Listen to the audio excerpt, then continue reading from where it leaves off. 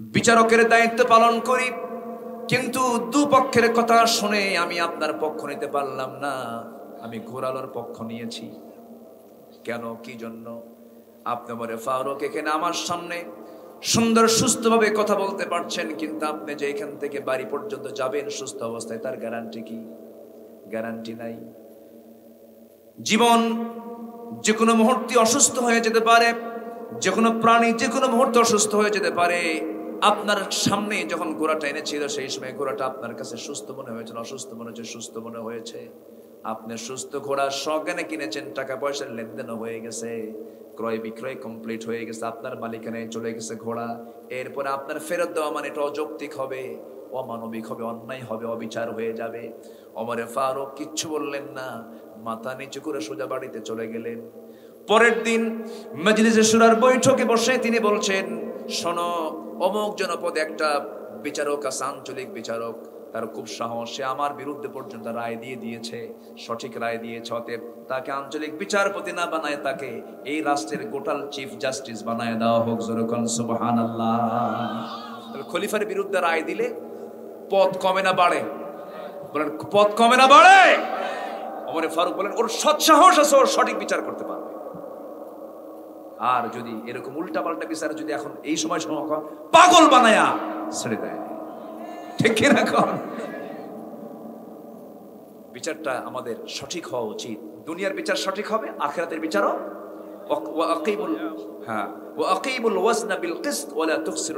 এবং জুমার খুতবার ভিতরে একটা মানে কমন একটা আয়াত আছে, ইন্নাল্লাহা ইয়া'মুরু বিল আদল ওয়াল ইহসান ওয়া ইতা'i যিল কুরবা ওয়া ইয়ানহানিল ফাহশাই ওয়াল মুনকারি ওয়াল বাগি, এবং ইন্নাল্লাহা ইয়া'মুরুকুম আন তু'আদ্দুল আমানাতি ইলা আহলিহা ওয়া ইযা হাকামতুম বাইনান নাস আন তাহকুমু বিল আদল ইয়া'দিলু হুয়া আকরাবু লিত-তাকওয়া। আউযু বিল্লাহি মিনাশ শাইতানির রাজীম। বিসমিল্লাহির রাহমানির রাহিম।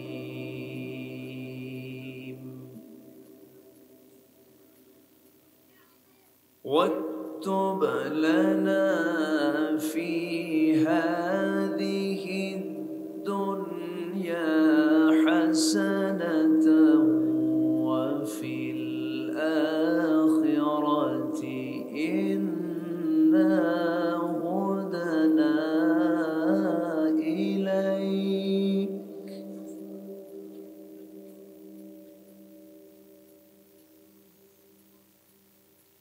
قال عذابي أصيب به من أشاء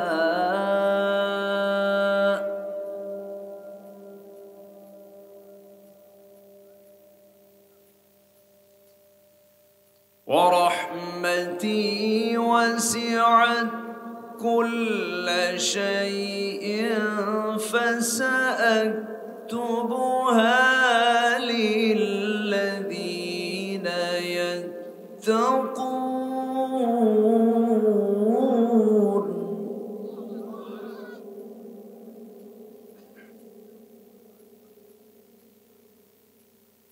للذين يتقون ويؤتون الزكاة والذين هم بآياتنا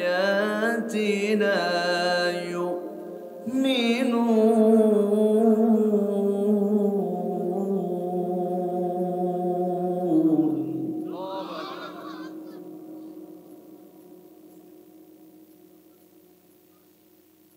الله أكبر. بسم الله الرحمن الرحيم.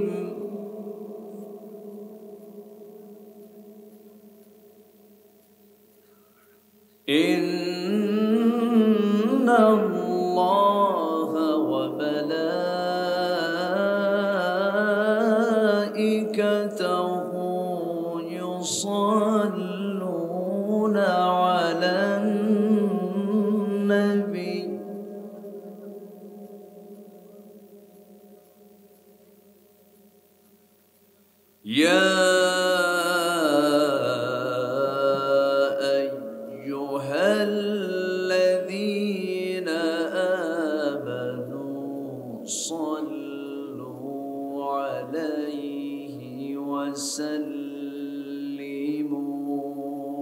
تسليما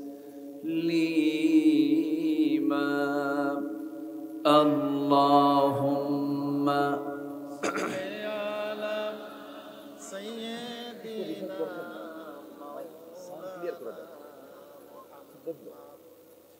وعلى آل سيدنا شافينا محمد একটু মোহাব্বত দিয়ে নবীর প্রেমে মাতোয়ারা হয়ে জবান খুলে উচ্চ আওয়াজে সবাই বলুন আল্লাহুম্মা صل على سيدنا مولانا محمد وعلى آل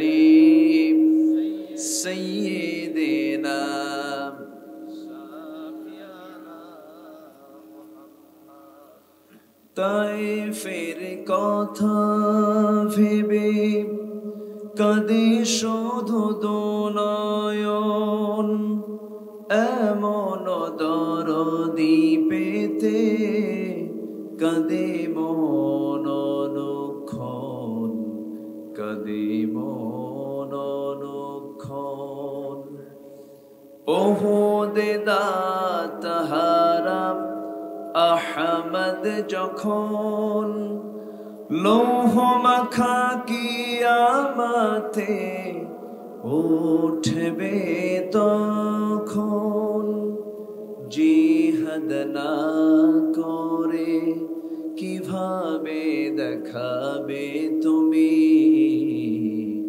চাঁদ চেহারা রূপে ওয়াতুল আল্লাহুম্মা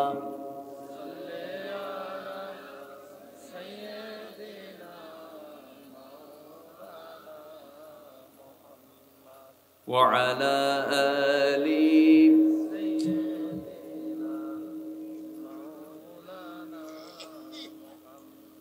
সবাই বলুন বালাগাল উলা বিকামালিহি কাশাফাত তুজা বিজামালিহি حسنت جميع خصاله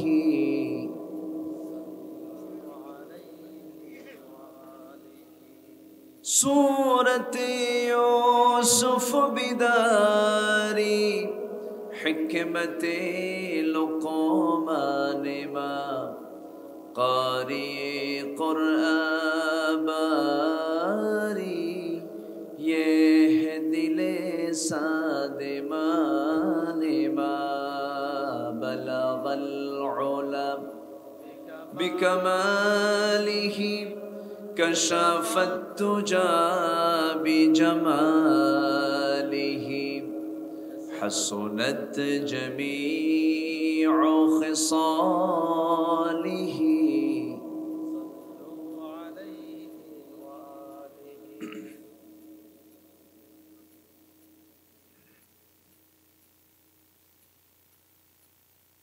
উত্তরবঙ্গের গেটওয়ে প্রবেশদ্বার বগুড়ার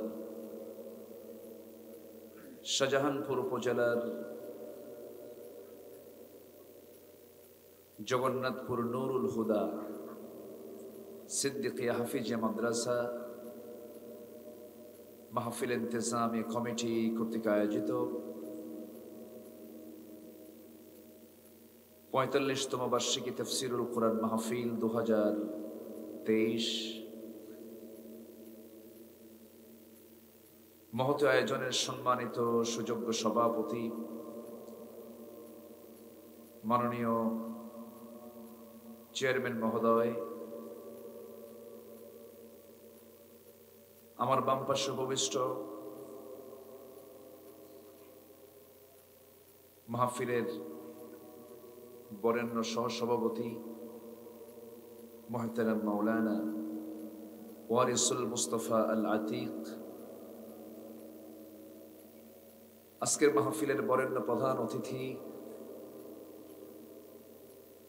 চিকিৎসক জনাব অধ্যাপক ডাক্তার মুস্তাফা আলম নান্নু, আমার পূর্বে কথা বলেছেন নন্দিত আলেমে দ্বীন, বিশিষ্ট ইসলামী চিন্তাবিদ মুহতারাম মাওলানা ওয়াজউদ্দিন সাকি, উপস্থিত হযরত উলামায়ে কেরাম, ফদলায়ে ইজাম, সুশীল সমাজ, জাতির শ্রেষ্ঠ সন্তান শিক্ষক মণ্ডলী, জাতির বিবেক সাংবাদিক বৃন্দ, সামনে উপস্থিত দূরে কাছের বিভিন্ন স্থান থেকে ছুটে আসা কালেমার ঝান্ডাবাহী, তাওহীদের পতাকাবাহী, দ্বীন ইসলামের নরসারদুল বীর মুজাহিদ, প্রাণ প্রিয় সম্মানিত দ্বীনি ভাইরা, আড়ালে বসে আছেন শ্রদ্ধেয়া সম্মানিতা মা বোনেরা।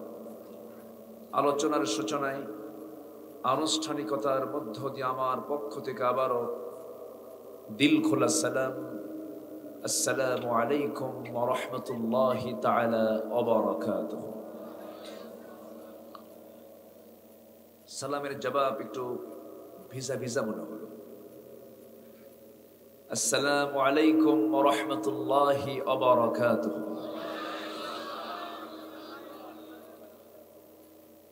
সবাই কেমন আছেন? আমাকে প্রশ্ন করলেন, আল্লাহ তাআলা আমাকে তো আপনার মতোই রেখেছেন। বলছি আলহামদুলিল্লাহ। অসংখ্য লোকের মাঝ থেকে বাছাই করে জান্নাতি পরিবেশে পৌষের এই কনকনে শীতের ভিতরে দ্বীনের কিছু কথা শোনার, কোরআনের কিছু বাণী উপলব্ধি করার জন্য, শোনার জন্য যিনি আমাকে আপনাকে নির্বাচিত করেছেন, সেই মহান জাল্লে শানহুর দরবারে আমরা সবাই লাখ কোটি সুজুদ শুকর আদায় করি। মুহাব্বাতান জোরালো কণ্ঠে বলে উঠছি আলহামদুলিল্লাহ। আবারও বলছি আলহামদুলিল্লাহ। চিৎকার মেরে বলছি আল্লাহুম্মা ইন্নী আসআলুকা আল হুদা ওয়াত তুকা ওয়াল আফাফা ওয়াল গিনা। সবাই বলি আল্লাহুম্মা লাকা আসলামতু ওয়া বিকা আমানতু ওয়া আলাইকা তাওয়াক্কালতু ওয়া ইলাইকা আনাবতু ওয়া বিকা খাসামতু। আমরা আল্লাহ তাআলার শুকর আদায় করে নিলাম। সম্মানিত হাজিরিন, আল্লাহ তাআলা আমার মতো এই অধম নগণ্য গোলামকে গত বছর এই মাহফিল, এই ময়দানে আসার সুযোগ করে দিয়েছিলেন। এবছরও আপনাদের এই চাঁদ মাখা মুখ আল্লাহ তাআলা আমাকে দেখার সুযোগ করে দিয়েছেন। আলহামদুলিল্লাহ। আমি যতক্ষণ আছি আপনি ততক্ষণ থাকবেন। আমাকে কি সময় দেওয়া যাবে? দেবেন তো সময় নাকি? সময় দেওয়া মানে শুরু হয়েছে নাহমাদুহু দিয়ে, শেষ হবে কি দিয়া? মোনাজাত দিয়ে। আমরা সবাই থাকবো। আল্লাহ যেন আমাদেরকে সেই তৌফিক দান করেন। জোরে বলি আমিন। সম্মানিত উপস্থিতি, আমরা এই যে বিশাল আয়োজন দেখতে পাচ্ছি, এই আয়োজন একটা কিতাবকে ঘিরে। যে মাদ্রাসাকে কেন্দ্র করে আজকের এই মাহফিল, সেই মাদ্রাসাও একটি কিতাবকে ঘিরে। সেই কিতাব হচ্ছে আল্লাহর পক্ষ থেকে নাজিল হওয়া ১৫০০ বছর আগে, ২৩ বছরের প্রয়োজনের পরিপ্রেক্ষিতে একজন মহামানবের উপরে বিশ্ব মানবতার সকল সমস্যার সমাধান নিশ্চিত করার জন্য, দুনিয়ার কল্যাণ এবং আখিরাতের নাজাত নিশ্চিত করার জন্য আল্লাহ তাআলা যে কিতাব নাজিল করেছেন, সেই কিতাবের নাম হলো কোরআনের ভাষায় আল কোরআন আল করিম, আল কোরআন আল মজিদ। যদি আজকে এই কোরআন নাজিল না হতো, মাদ্রাসাও থাকতো না, মাহফিলও হতো না। তো কোরআন কিনেই এই সাজানো বাগান। পৃথিবীর আমাদের এই চর্মচক্ষু দিয়ে আমরা যা কিছু দেখতে পাচ্ছি, সকল কিছু ডিস্ট্রয় হবে, ধ্বংস হবে। শুধুমাত্র ধ্বংস হবেন না, তিনি কে? আসতে বলবেন না, তিনি কে? আল্লাহ তাআলা। এবং তিনি তো ধ্বংস হবেন না, সাথে তার কিতাব কোরআন তো মনে হয় ধ্বংস হবে নাকি? ধ্বংস হবে না। তাহলে এখান থেকে প্রমাণ হলো, পৃথিবীতে আমরা যা কিছু দেখতে পাই সব মখলুক, সব হলো সৃষ্টি। কিন্তু কোরআন কিন্তু কোনো সৃষ্টি নয়। কোরআন হচ্ছে গায়রে মখলুক, অর্থাৎ কালামুল্লাহ, আল্লাহর কথা। আল্লাহর কথা কি হেরে যাবে? হেরে যেতে পারে? পারে না। সেই কালামে রব্বানি কোরআনে কারীমের গুরুত্বপূর্ণ একটি সূরা, সূরাতুল আরাফ থেকে আমি একটি আয়াতে কারীমা তেলাওয়াত করেছি। এই আয়াতকে সামনে রেখে কিছু কথা বলতে চাচ্ছি।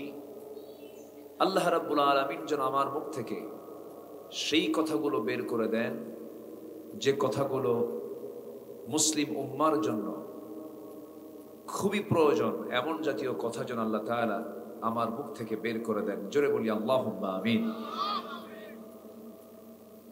যে যুগে কোরআন নাজিল হয়েছিল, সে যুগের আধুনিক এই প্রযুক্তির যুগে আমরা যা দেখতে পাচ্ছি, কোনো কিছু কি ছিল সেই যুগে? ছিল না। ছিল না উন্নত যানবাহন, ছিল না বিমান, ছিল না সাবমেরিন, ছিল না এই মোবাইল, ছিল না বিদ্যুৎ, মাইক, লাইট, কিছুই ছিল না। সেই সময় কোরআন নাজিল হলো। আজকের পৃথিবীতেও কোরআন অচল না সচল? বল, অচল না সচল?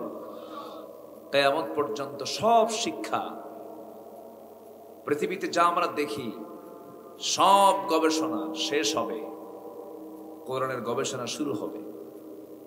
যেখানে সবার জ্ঞান শেষ, সেখানে কোরআনের জ্ঞান শুরু। যেরকম সুবহানাল্লাহ।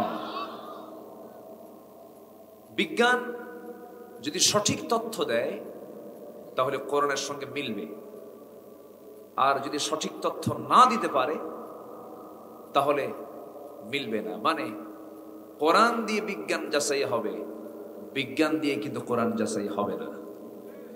সুবহানাল্লাহ বলবেন না?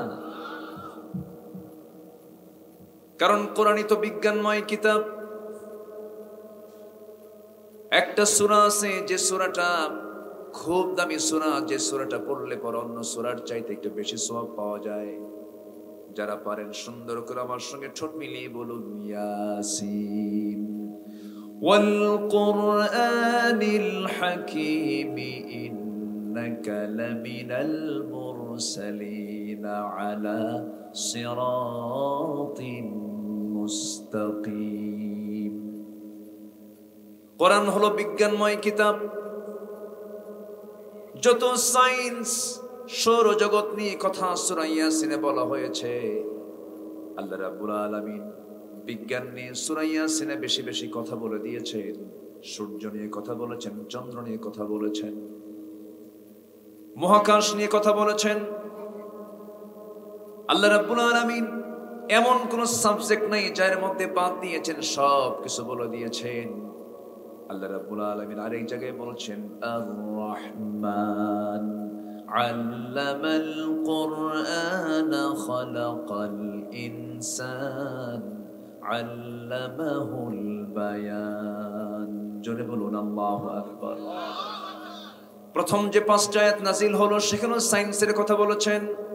ইকরা বিসমি রাব্বিকাল্লাযী খালাক খালাকাল ইনসানা মিন আলাক ইকরা ওয়া রাব্বুকাল আকরামুল আল্লাযী আল্লামা বিল কলম আল্লামাল ইনসানা মা লাম ইয়ালাম। জোরে বলুন আল্লাহু আকবার। আমার বন্ধুগণ, কোরআন আল্লাহর কিতাব, মহাবিশ্বের যে চির বিষয়, কোনো সন্দেহ নাই ঘন্টার পরে ঘন্টা এই বিষয়ে কথা বলা যাবে। আমি ওই বিষয় নয়, মূল আলোচনার দিকে আস্তে আস্তে ফিরে যাচ্ছি। দেখেন, কোরআন আল্লাহর কিতাব সংখ্যা তত্ত্বের সঙ্গে এই কিতাবের অপূর্ব সমন্বয় রয়েছে। সংখ্যা তত্ত্বের সঙ্গে মিল রেখে এমন কিতাব পৃথিবীতে কেউ রচনা করতে পারবে না। যেমন ধরুন, আল্লাহ তাআলা আমাদেরকে মধ্যমপন্থী জাতি হিসেবে পাঠিয়েছেন। আমরা হলাম মধ্যমপন্থী, উম্মাতাও ওয়াসাতা, উম্মাতাও ওয়াসাতা, মধ্যমপন্থী আমরা উম্মত। মধ্যম করে আমাকে আপনাকে পাঠানো হয়েছে। এই আয়াতটা যে জায়গায় আল্লাহ রাব্বুল আলামিন সেট করেছেন সেটা হলো সূরা বাকারার 143 নম্বর আয়াত। আল্লাহ রাব্বুল আলামিন এই আয়াতটা এমন জায়গায় সেট করলেন, অর্থের সঙ্গে মিল রাখলেন, ব্যাখ্যার সঙ্গে মিল রাখলেন। আল্লাহ রাব্বুল আলামিন সুন্দর করে বলছেন, আল্লাহ রাব্বুল আলামিন বলেন, وَكَذَلِكَ جَعَلْنَاكُمْ أُمَّةً وَسَطًا لِتَكُونُوا شُهَدَاءَ عَلَى النَّاسِ وَيَكُونَ الرَّسُولُ عَلَيْكُمْ شَهِيدًا। জোরে বলুন আল্লাহু আকবার। সূরা বাকারার আয়াত সংখ্যা হলো 286। আর আল্লাহ তাআলা এই আয়াতটা সেট করেছেন 143 নম্বর আয়াতে। 286 অর্ধেক কত? 143। আবার আল্লাহ তাআলা বলছেন, তোমাদেরকে আমি এইরকম করেই মধ্যমপন্থী জাতি হিসেবে পাঠিয়েছি। আয়াতের সেটিং মিল আছে, অর্থ মিল আছে। এইরকম করে হাজারো সংখ্যা তথ্যের মিল রেখে আলাইহা 19 কোরআন হলো 19 সংখ্যার উপরে প্রতিষ্ঠিত। এরকম করে আপনি যদি মিলাতে যান, সংখ্যা তত্ত্বের এক অপূর্ব সমন্বয় রেখে কোরআনের মতো কোরআন পৃথিবীর কোনো মানুষ রচনা করতে পারবে না। সম্পূর্ণ আল্লাহর পক্ষ থেকে নাজিল হওয়া কিতাব। জোরে বলে সুবহানাল্লাহ। আর একটু সহজ করে বলি আমি, আমাদের জীবনের সঙ্গে মিলে যাবে। কোন মহিলার বিয়ে হওয়ার পরে যদি বনিবনাট না হয়, তখন দুজন যদি ছাড়াছাড়ি হয়ে যায়, এটাকে কি বলে? তালাক। এখন তো তালাক করে, এখন ডিভোর্স। আমার দেশে তো এখন মানে বাংলা কম চলে, এটা ইংরেজি বেশি চলে। এক রিক্সাওয়ালাকে বললাম বহুদিন আগে, বিশ্ববিদ্যালয়ে যাবেন? হুজুর চিনি না তো। বিশ্ববিদ্যালয় চেনে না, ভার্সিটি চিনি। এখন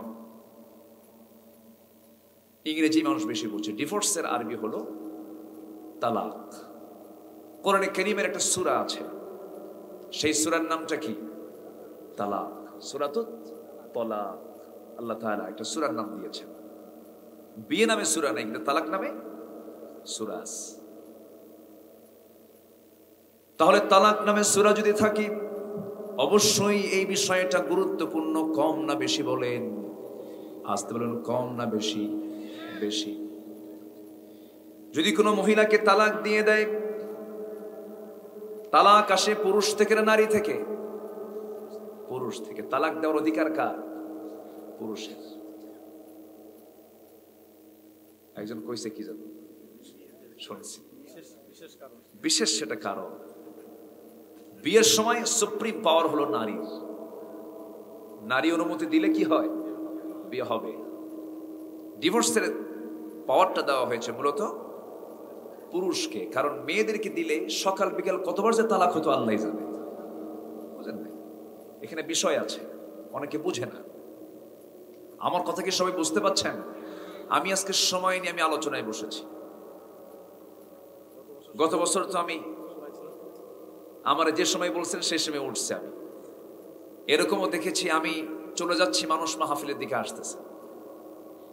এবার তো সেই সুযোগটা নাই। ইনশাআল্লাহ বলি, ইনশাআল্লাহ। একটু কান লাগান। আমার কথার মধ্যে বেহুদা কথা, অর্থহীন কথা, অনর্থক কথা, ঢিল ছুড়াছুড়ি কথা আমার মধ্যে নাই। আমি চেষ্টা করি কোরআনকে সামনে নিয়ে কিছু নির্যাস কথা বলা, কারণ এই মঞ্চের আমানত আছে না নাই বলেন তো? আছে। এখন তো মঞ্চগুলোকে অনেকে নাটকের মঞ্চ বানায় ফেলছে। আমি কি ভুল বলতেছি? হাসি তামাশার জায়গা বানায় ফেলছে। বক্তার ওয়াজে হাসতে হাসতে পেটের চামড়া ব্যথা হয়ে যায়। আজান এরকম আছে না? না, কোরআনের মঞ্চ হতে হবে ভাব গম্ভীর্য, আখিরাতের কথা মনে হবে, আখিরাতের চিন্তা আসবে, মানুষের চোখে পানি চলে আসবে। ওয়াজিলাত কুলুবুহুম যাদাতহুম ঈমানা, এটা হবে। কিন্তু আজকে কেন জানো,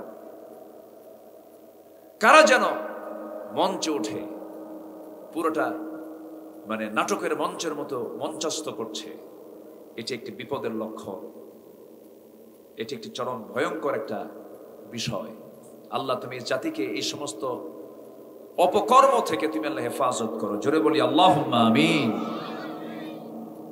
সম্মানিত ভাইয়েরা, একটু কান লাগান তো। তালাক যখন হয়ে যায়, ওই মেয়েটা যদি অন্য কোনো স্বামীকে গ্রহণ করতে যান, যেদিন তালাক তার পরের দিনকে বিয়ে হবে?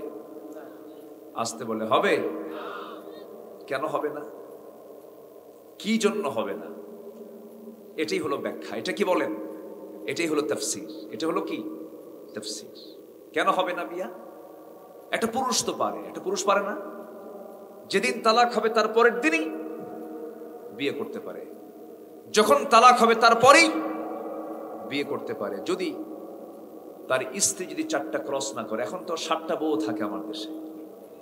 মাঝখানে কোথায় যেন দেখলাম কুষ্টিয়ার কোন পোড়া কপাল, ও কয় আমার কপাল খুব ভালো। আমি কই পোড়া কপাল, 7টা বউ স্টিল নাও তার। বলা হলো আপনি এতগুলো বিয়ে করলেন কেন? আমার মায়ের মান্যত ছিল। দেখেন কত বড় বিয়ে আছে না নাই বলে। হ্যাঁ, যদি ইসলাম পুরোপুরি যদি চালু থাকতো, ও হতো ধর্ষকের শাস্তি পেত। সে কিসের শাস্তি পেত? সে ধর্ষকের অপরাধ, এটা জেনার শাস্তি সে পেত। আল্লাহ তাআলা সীমা দিয়েছেন, একজন পুরুষ সর্বোচ্চ কতজনকে গ্রহণ করতে পারে? বলেন কয়জন? এখন তো আমি চিন্তায় পড়লাম, মহারাজ এখন কি টেনশনে পড়লো? হুজুর এমনি আমার স্বামী যেভাবে ফাল মারে, আপনি তো অনুমতি দিয়ে যাচ্ছেন। এটা আমি মোল্লার কথা না, এটা কার কথা? আসতে বলবেন না, কার কথা? আল্লাহর কথা। তবে আল্লাহ তাআলা একটা করতেই বলেছেন, ফাওয়াহিদাতান, একটাই করো। ফাইন খিফতুম আল্লা তা'দিলু ফাওয়াহিদাতান। কেন একটাই করবে? কারণ হাসরের ময়দানে ওই সমস্ত বান্দা বিকলাঙ্গ হয়ে, অঙ্গহানি হয়ে আল্লাহর সামনে উঠবে, যারা দুনিয়ার জিন্দেগিতে যাদের একাধিক স্ত্রী ছিল কিন্তু সমতা রক্ষা করতে পারে নাই, ওই সমস্ত বান্দাগুলো কিয়ামতের দিন অঙ্গহানি হয়ে উঠবে। বলেছেন মুহাম্মদ সাল্লাল্লাহু আলাইহি ওয়াসাল্লাম। এখন মাদের কলেজায় পানি আসছে হুজুর, কেবল ঠান্ডা বললাম। তাহলে একজন নারী তালাক প্রাপ্ত হলে পরের দিন কোন স্বামীকে গ্রহণ করতে পারবেন না, পরের মাসেও পারবেন না, পরের মাসেও পারবেন না, তারপরের মাসে পারতে গেলে আরো কিছুদিন সময় যেতে হবে। আল্লাহ রাব্বুল আলামিন আজ থেকে ১৫০০ বছর আগে কি সুন্দর করে জানান দিচ্ছেন, ওয়াল মুতাল্লাকাতু ইয়াতারাব্বাসনা বিআনফুসিহিন্না সালাসাতা কুরু। জোরে বলুন আল্লাহু আকবার। 3 ইদ্দত পর্যন্ত, 3 ঋতুস্রাব পর্যন্ত সে অপেক্ষার প্রহর গুনবে। কেন গুনবে? জন্য গুনবে কারণ স্ত্রী জাতি হলো গ্রহণ করার জাতি, রিসিভ করার জাতি। পুরুষ জাতি হলো দেবার জাতি। পুরুষ দেবে, মেয়েরা নেবে।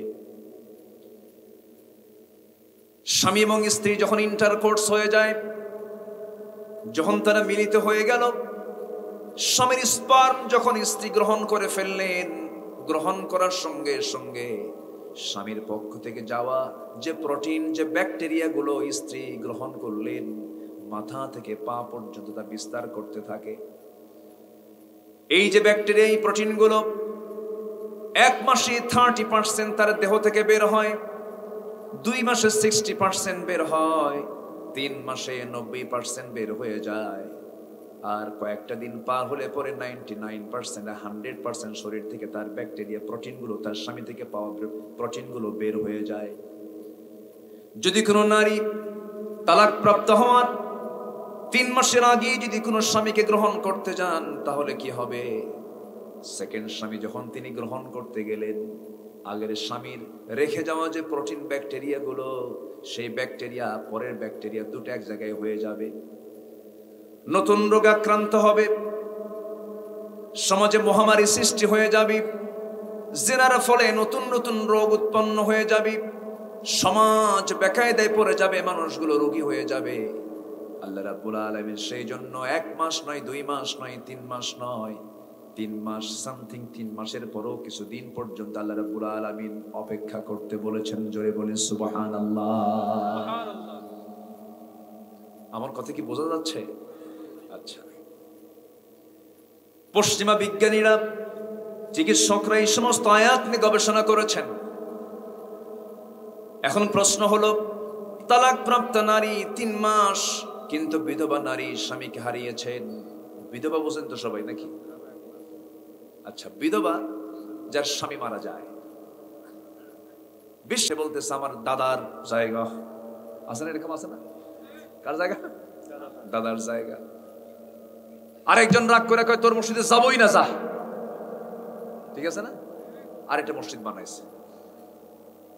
তোর মসজিদ আপনি বলবেন কেন? এটা তোর মসজিদ নয়, তোর দাদারও নয়, এটা আল্লাহর ঘর।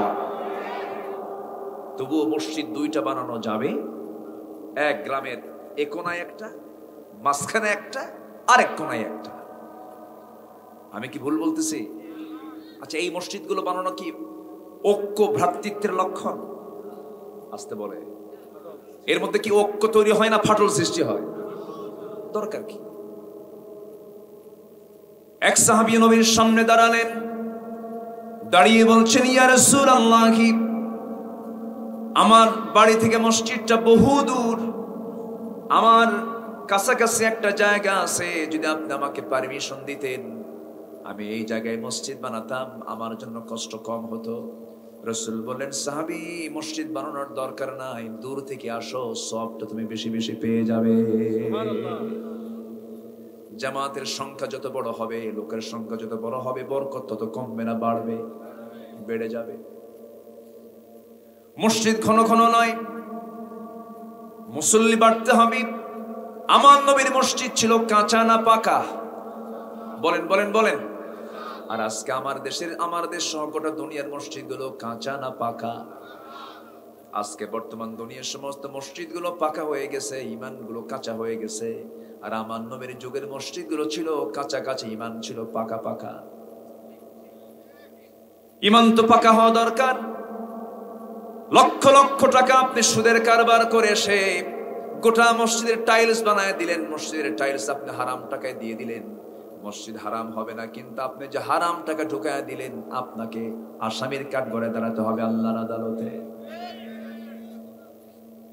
অনেকে প্রশ্ন করে, হুজুর, মসজিদে যে সুদ খাওয়া লোক যে টাকা দেয়, এটা কি মসজিদের কোনো ক্ষতি হবে? মসজিদের ক্ষতি হবে কেন? ওর ক্ষতি হবে।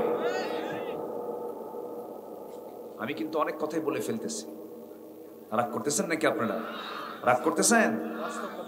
মসজিদ বানাচ্ছেন বলে আপনি নাজাত পাবেন, এত সস্তা না।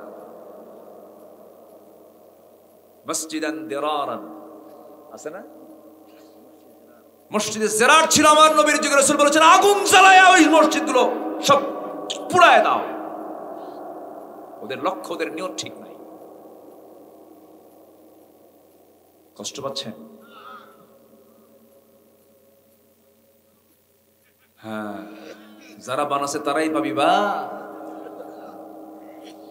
খুব সুন্দর, এত সুন্দর মানুষ আপনারা, বলি আলহামদুলিল্লাহ। আমার নবীজি মক্কা থেকে মদিনায় এসে 2 এতিমের কাছ থেকে 1 খণ্ড জায়গা কিনলেন। মসজিদের জায়গা কি করলেন? কিনে নিলেন। এই লোকগুলো যায় কেন? সমস্যা? আবার কি আসবে তারা? আসবে তো নাকি? আচ্ছা, একটু বলে যেতে হবে, কেউ যাবেন না, একটু থাকবো, জোরে বলি ইনশাআল্লাহ। একটু বসে। আমার বন্ধুগণ, একটু মনোযোগ দিয়ে শোনেন, একটু কান লাগান। এই দুনিয়া ছেড়ে আমিও যাব, আপনিও যাবেন। কেউ বাঁচার জন্য আসি নাই, কেউ চিরকাল চিরস্থায়ী হওয়ার জন্য দুনিয়াতে আসি নাই। যে কোনো কাজ আমি যখন করতে যাব, সবার আগে একটা চিন্তা মাথায় থাকতে হবে, আল্লাহ যেন আমার উপরে খুশি হয়ে যান, রাজি হয়ে যান। মসজিদ বানাচ্ছেন জিদ ধরে, এটা করা যাবে না। মসজিদ বানাতে হবে একমাত্র কার খুশির জন্য বলেন? আল্লাহর খুশির জন্য। আমার নবীজি এতিমের কাছ থেকে টাকা দিয়া জায়গা কিনলেন, ছোট্ট একটা মসজিদ তিনি বানালেন। সেই মসজিদটা আজও আছে। মূল যে মসজিদ, সেটা গ্রিন লাইট দিয়ে সেটাকে সীমানা নির্ধারণ করা আছে এখনো। আমার নবীর যে মূল মসজিদ, মসজিদে নববী, যদি এখন বিশাল বড় করা হয়েছে, এখন প্রায় 15 থেকে 20 লক্ষ মুসলমান একসঙ্গে জামাতে নামাজ পড়তে পারে। কিন্তু প্রথম তেমন ছিল না, প্রথম ছিল ছোট্ট মসজিদ। আমার নবীজি যখন নামাজ পড়াতেন, সেই মসজিদটা ছিল খেজুর পাতার বানানো বেড়া, সাউনে ছিল খেজুর পাতার বানানো, কলামগুলো ছিল, খুঁটিগুলো ছিল খেজুর গাছের কাণ্ডগুলো দিয়া নবীজি এমন মসজিদ বানালেন।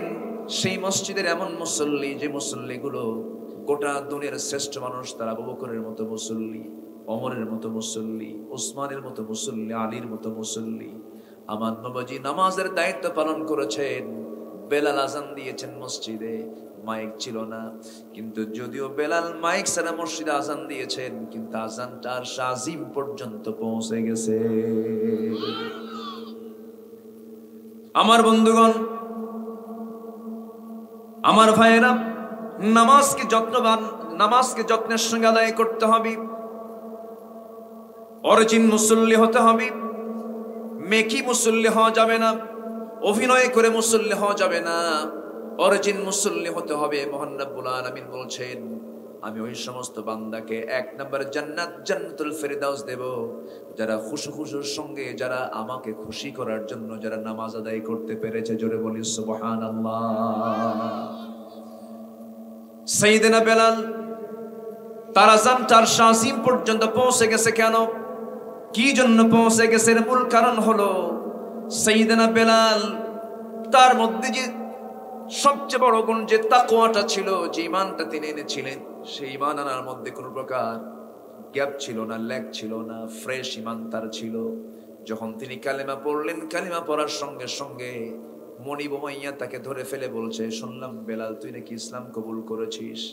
সঙ্গে সঙ্গে বেলাল বলছেন, শুনবা কেন, দেখো, আশহাদু আল্লা ইলাহা ইল্লাল্লাহ। এই কথা শোনার সঙ্গে সঙ্গে মনিব উমাইয়া বলে ফেললো, তুই কি জানিস এটার ফলাফল কি হতে পারে? সঙ্গে সঙ্গে বেলাল বলছেন, ফলাফল হয়তো দুনিয়া থেকে বিদায় করে দিতে পারো, হাসতে হাসতে দুনিয়া থেকে বিদায় নেব, কিন্তু ঈমান হারা কখনো হতে পারবো না। এই রমজানে ওমরায় গিয়েছিলাম মক্কায়। ওমরায় গিয়ে আমার এক বন্ধু গাড়িতে করে গোটা মক্কা নগরী ঘোরাতে নিয়ে একটা জায়গায় ব্রেক দিয়ে বলছে, বন্ধু, এই যে ফাঁকা জায়গা দেখতে পাচ্ছ, এই ফাঁকা জায়গাটা পড়ে থাকার কারণ হলো ঠিক মাঝখানে আজ থেকে 1500 বছর আগে সাইয়েদনা বেলালকে তার মনিব ধরে আনতো, গলার মধ্যে রশি বেঁধে জীবজন্তুর মতো তাকে টেনে হেঁচড়ে নিয়ে আসতো। এই জায়গায় নিয়ে এসে শোয়া দিয়া বুকের উপরে পাথর চাপা দিয়ে রাখতো। ওই জায়গায় প্রায় আধা ঘন্টা ধরে দাঁড়ায় ছিলাম। আগের কথাগুলো মনে হচ্ছিল। বেলালকে বুক পর্যন্ত বালু চাপা দিয়া, বুকের উপরে পাথর চাপা দিয়ে রাখতো। দ্বিপ্রহর দুপুর বেলা চামড়া ঝলসে যেত, এত গরম, 56-60 ডিগ্রি সেলসিয়াস পর্যন্ত তাপমাত্রা থাকে মক্কার। সেই মক্কার বড় গরম আবহাওয়ার মাঝে রোদের মধ্যে চিৎ করে শোয়া রেখে বলতো, বেলাল তোকে কে বাঁচাবে? তোর তো আল্লাহ তোকে বাঁচাবে না রে।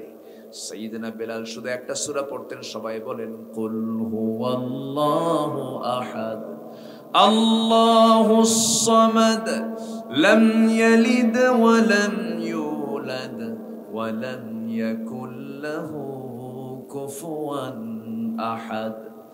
বারবার তিনি এই সূরাটা পড়তেন। মুনিব উমাইয়া সহ্য করতে না পেরে সঙ্গে সঙ্গে তার বুকের উপরে বসে বাম হাত মুখের মধ্যে ঢুকায় নিয়া টান মেরে জিহবা বের করে বাবলা গাছের কাঁটা জিহবার মধ্যে ঢুকায় দিত আর বলতো বেলাল জিহবা বন্ধ করে দিয়েছি, তুই আল্লাহ জিকির করবি কেমনে? সঙ্গে সঙ্গে বেলাল নখটা উঁচু করে বলতেছে, ও আমার মুনিব উমাইয়া, আমার জিহবা অচল করলে কি হবে? কারণ আমি আমার দিলের মধ্যে আমার আল্লাহর নামটা আমি অঙ্কন করে নিয়েছি। জোরে বলি সুবহানাল্লাহ, আরো জোরে বলি সুবহানাল্লাহ। ইমানটাকে তারা কেমন করে যত্ন নিয়েছেন, লালন করেছেন। ইমান হারা হন নাই, তারা একটা বারের জন্য ইমানকে ছেড়ে দেন নাই। ইমানের যত্ন নিয়েই দুনিয়া থেকে বিদায় নিয়েছেন। আমার বন্ধুগণ, এই দুনিয়াতে সব হেরে যাক, সব কিছু আমার কাছ থেকে হাতছাড়া হয়ে যাক, দলীয় পদ চলে যাক, ক্ষমতা চলে যাক, অর্থ চলে যাক, দুনিয়ার বন্ধুত্ব সব চলে যাক, কিন্তু দোহাই লাগে সবার কাছে আমি করজোরে মিনতি জানাই, কোন ক্রমেই ইমান নষ্ট করা যাবে? আসতে যাবে যাবে না। আলেমদের কাছে বসবেন, কোরআন হাদিস নিয়ে বসবেন, 60 বছরের 70 বছরের জিন্দেগি পার হবে, কিন্তু মরার পরের দিনগুলো কিন্তু পার হবে না। সেই দিন সামনে পড়ে আছে আমার ভাইয়েরা। এই জন্য একজন পয়গম্বর দোয়া করেছেন আল্লাহর কাছে, সেই দোয়াটা আল্লাহ রাব্বুল আলামিন কোরআনে কারীমের মধ্যে কোট করেছেন। দোয়া করেছেন এমন একজন নবী, যে নবীর কথা আমার আগের মেহমান কিছু তার জীবন নিয়ে আলোচনা করেছেন। আমি পাশে বসে বসে ওই মেহমানের কিছু কথা শুনেছি। সাকিব ভাই না, খুব সুন্দর কথা তিনি বলেছেন। আমার বন্ধুগণ, সেই নবী একজন রাসূল ছিলেন, যার কাছে তাওরাত কিতাব এসেছিল। আল্লাহ তাআলা যাকে এত সম্মান দিয়েছিলেন, যার শ্বশুর নবী, নিজের বড় ভাই নবী, নিজের ভাগিনা নবী, এত দামি নবী ছিলেন আল্লাহ তাআলা, যাকে এত সম্মান দিয়েছেন, আল্লাহ নিজে সরাসরি তার সঙ্গে কথা বলেছেন। সেই নবীর নাম কি বলেন? বলেন, সেই নবীর নাম কি? এই কোরআনটা নাজিল হয়েছে আমার নবীর উপরে, কিন্তু সবচেয়ে বেশি নাম উচ্চারিত হয়েছে কোন নবীর বলেন? মুসা আলাইহিস সালামের নামটা বেশি উচ্চারিত হয়েছে। যারা হাফেজ তারা বুঝতে পারবে। ম্যাক্সিমাম সূরাতে আল্লাহ রাব্বুল আলামিন এই নবীর নামটা উল্লেখ করেছেন, কারণ এই নবীর সঙ্গে বিশাল ইতিহাস জড়িত আছে, বিশাল শিক্ষা জড়িত আছে। কারণ ফেরাউনের মোকাবেলা করার জন্য আল্লাহ রাব্বুল আলামিন কোন পয়গম্বরকে সেট করেছিলেন? কোন পয়গম্বরকে? ফেরাউনকে শায়েস্ত করার জন্য কিসের চরিত্র নিতে হবে? আসতে বলো, কিসের চরিত্র? মুসা হাতে তসবিহ নিয়েছেন না লাঠি নিয়েছেন? আমার হাতে কি এখন? আমাদের হাতে কি? আমাদের তসবিহ। তসবিহ তসবিহ। মুসার হাতে লাঠি ছিল, সেই লাঠি দিয়ে তিনি সবগুলো কাজ করতেন। আমার বন্ধুগণ, আল্লাহ তাআলা তাকে মুজিজা দান করেছিলেন, অসংখ্য মুজিজা আমার রাসূলকে দান করা হয়েছিল। মুসা আলাইহিস সালামকে এক্সট্রা করে 8টা থেকে 9টা মুজিজা দান করা হয়েছিল। এই মুসা আলাইহিস সালাতু ওয়াস সালাম আল্লাহর কাছে একটা দোয়া করেছেন, সেই দোয়া আল্লাহ রাব্বুল আলামিন পছন্দ করে কোরআনেও কোট করে দিয়েছেন। এই কোরআনে আল্লাহ তাআলা ম্যাক্সিমাম নবীর দোয়াগুলো স্পেশালি কোট করেছেন, যা অন্য কোন নবীর উম্মতরা পায় নাই। পাইছে? আগের নবীর উম্মতরা পাইছে? পায় নাই। আল্লাহ তাআলা এই কিতাবের ভিতরে আদমের দোয়া ঢুকিয়ে দিয়েছেন। আদমের দোয়া আছে না নাই? আমাদের প্রথম পিতা কে বলেন? আরো জোরে বলেন। আমি কি দোয়া করে দেব? আসেন দোয়া করি। ওই যে ওঠে, ও আচ্ছা বসেন। আমি একটু মানে এই ওঠা বসাটাকে আমার কাছে খুব বিব্রত মনে হয়। উঠবেন না? একটু কষ্ট হোক না। কষ্ট যত করবো আমরা, সব তত কম পাবো না বেশি পাবো? বেশি পাবো। একটু বসে। কিন্তু ঘড়িটা আজকে এত ঘুরতেছে কেন? হঠাৎ করে 1 ঘন্টা হয়ে গেল। কতক্ষণ থাকবেন আপনারা বলেন? ঘড়ি দেখবো না? আচ্ছা দেখলাম না, যান। কিন্তু আপনার কিন্তু যাওয়া যাবে না। বসে শোনেন না আরেক বছর। এসে ফিরে গেছেন? ও আচ্ছা, আলহামদুলিল্লাহ। জি, আমি গত বছর প্রায় 1.5 ঘন্টার মতো কথা বলেছি, হয়তো আসতে দেরি করেছেন অনেকে। তবে একটা কথা বলি, সেটা হলো আলোচনা বেশি হওয়া দরকার না আমল বেশি হওয়া দরকার? আমল। যারা আমল বেশির চিন্তা করে তারা ওয়াজ বেশির চিন্তা করে না, ঠিক আছে না? তারা চিন্তা করে যতটুকু শুনলাম আমি আমল করব, জোরে বলি ইনশাআল্লাহ। আমি কিন্তু খুব দামি একটা কথা বললাম, মাথা থাকবে তো? আমল করবো আমরা বেশি, জোরে বলি ইনশাআল্লাহ। আমাদের প্রথম পিতা কে বলেন? আচ্ছা, আমাদের বাপের ভিটা কোথায় বলেন? শাহজাহানপুর। বাপের ভিটা কোথায়? আমাদের আব্বা যেখানে ছিলেন সেই জান্নাত হচ্ছে আমাদের বাপের ভিটা। বাপের ভিটা যারা হারায় তারা কি বাপের সুসন্তান না কুসন্তান? আমরা কি আদমের কুসন্তান হতে চাই না সুসন্তান হতে চাই? আমরা ফিরবো কোথায় আবার? আমরা কোথায় ফিরবো ভাইজান? কি যেন চিন্তা করতেছেন আপনি? জি না, ঠিক আছে। খুব আমি ওনাকে দেখলি বলি, হুজুর ভাই আপনার বডি আমার বডি এক,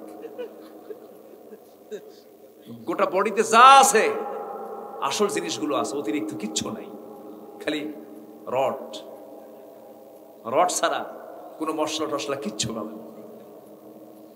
খুব ভালো মানুষ, সাদা মাঠা মানুষ। গতবারও দেখা হয়েছে, উনি আমার বাসা পর্যন্ত গেছেন।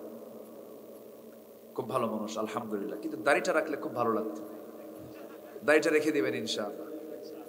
হ্যাঁ ইনশাআল্লাহ, জোরে বলি ইনশাআল্লাহ। আমরা আগামী মাহফিলে তাকে দাড়িওয়ালা দেখব, জোরে বলি ইনশাআল্লাহ। কষ্ট পেলেন না তো আবার? জি। সম্মানিত ভাইয়েরা, আল্লাহ তাআলা সবাইকে সম্মান দেন না। সম্মান যখন দেওয়া হয় ভাবতে হবে এই সম্মান আমাকে ধরে রাখতে হবে, ঠিক আছে না? জি, খুব ভালো। তাহলে আমাদের প্রথম পিতা হচ্ছে আদম। সে আদমের দোয়া তার সন্তানরা পর্যন্ত পাইছে, ঠিক আছে, তারপরে সবাই পাইছে। কিন্তু আদমের সময় কি আমার নবীর দোয়া কে আদমের সন্তানরা পাইছেন? পান নাই। তাহলে বেশি বোনাস পাচ্ছে কোন উম্মতরা বলেন তো? শেষ উম্মত। আলহামদুলিল্লাহ বলবেন না? শেষে আসার কারণে সব আগের গুলো আমরা পাইছি। আল্লাহু আকবার। আদমের দোয়া কি? একটু আওয়াজ দিয়ে আমার সঙ্গে ঠোঁট মিলিয়ে বলুন, রব্বানা যালামনা আনফুসানা ওয়া ইল্লাম তাগফির লানা ওয়া তারহামনা লানাকুনান্না মিনাল খাসিরিন। এই দোয়াটা তিনি জান্নাত থেকে যখন তাকে বলা হলো কুল্লাহবিতু মিনহা জামিআন, দুজন মিলে তোমরা চলে যাও, দুজন যখন দুনিয়াতে পড়ে গেলেন, দুনিয়াতে পড়ে আদম আলাইহিস সালামের এই দোয়াটা বারবার বের হলো। আল্লাহর কাছে রোনাজারি করে কাঁদতেছেন, আল্লাহর দরবারে দোয়া কবুল হয়ে গেছে, আল্লাহ তাদেরকে মাফ করে দিয়েছেন। কিন্তু দোয়াটা এখনো কোরআনে আছে না নাই বলেন? আচ্ছা, এই দোয়াটা আমরা করব। ইউনূস আলাইহিস সালামের দোয়া আল্লাহ রাব্বুল আলামিন রেখে দিয়েছেন। আল্লাহ রাব্বুল আলামিন তাকে পরীক্ষায় ফেললেন, মাছ তাকে গ্রাস করে ফেলল। কি কঠিন জায়গা, কোনো অক্সিজেন নাই, কিচ্ছু নাই, এমন একটা গহীন সমুদ্রে মাছের পেটের মধ্যে তিনি পড়ে গেলেন।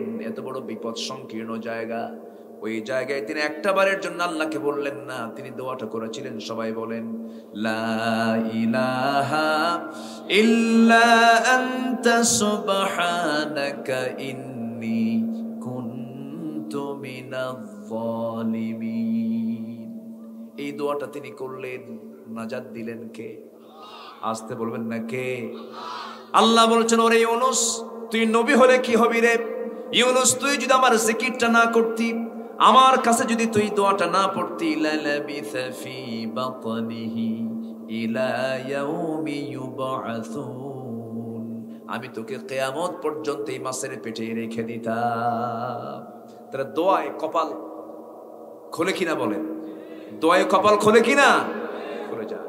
যে কোনো বিপদ দোয়া ইউনুস পড়বো আমরা বেশি বেশি, জোরে বলি ইনশাআল্লাহ। আজ থেকে 18 বছর আগের কথা বলছি, মাহফিলের আমার প্রায় শুরুর দিকেই বলবো, আমার প্রায় তো 25 বছর হয়ে গেল এই মাহফিল অঙ্গনে। তো ঝিনাইদহ মহেশপুরে আমার একটা মাহফিল ছিল, বৃহত্তর যশোর অঞ্চল। ঝিনাইদহ এবং কালীগঞ্জ এর মাঝামাঝি একটা এলাকা, এখানে প্রায় ডাকাতি হতো, ডাকাত অধ্যুষিত অঞ্চল ছিল। এখন তো ডাকাতি নাই, রাত্রে আর এগুলো থাকে না, এখন দিনের বেলা ডাইরেক্ট মারে। এত আর রাত্রে এই কষ্ট করে ঠান্ডার মধ্যে কি আর কিছু করার দরকার আছে নাকি? এখন একটা আপডেট হয়ে গেছে সবকিছু। তো রাতের বেলা আমি আসতেছি, প্রচন্ড কুয়াশা, সামনের দিকে তাকায় দেখি গাড়ি ঘোড়া সব আটকানো, মেলা গাড়ি লাইন হয়ে আছে। ভালো করে তাকায় দেখি যে একটা বিশাল একটা গাছ রাস্তার উপরে কেবলামুখী করে রাখছে। তো ভাবলাম ঘটনা তো খারাপ, কি করি?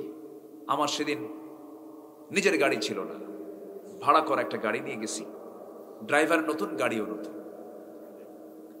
এখন ড্রাইভার একটু কানে কম শুনতো।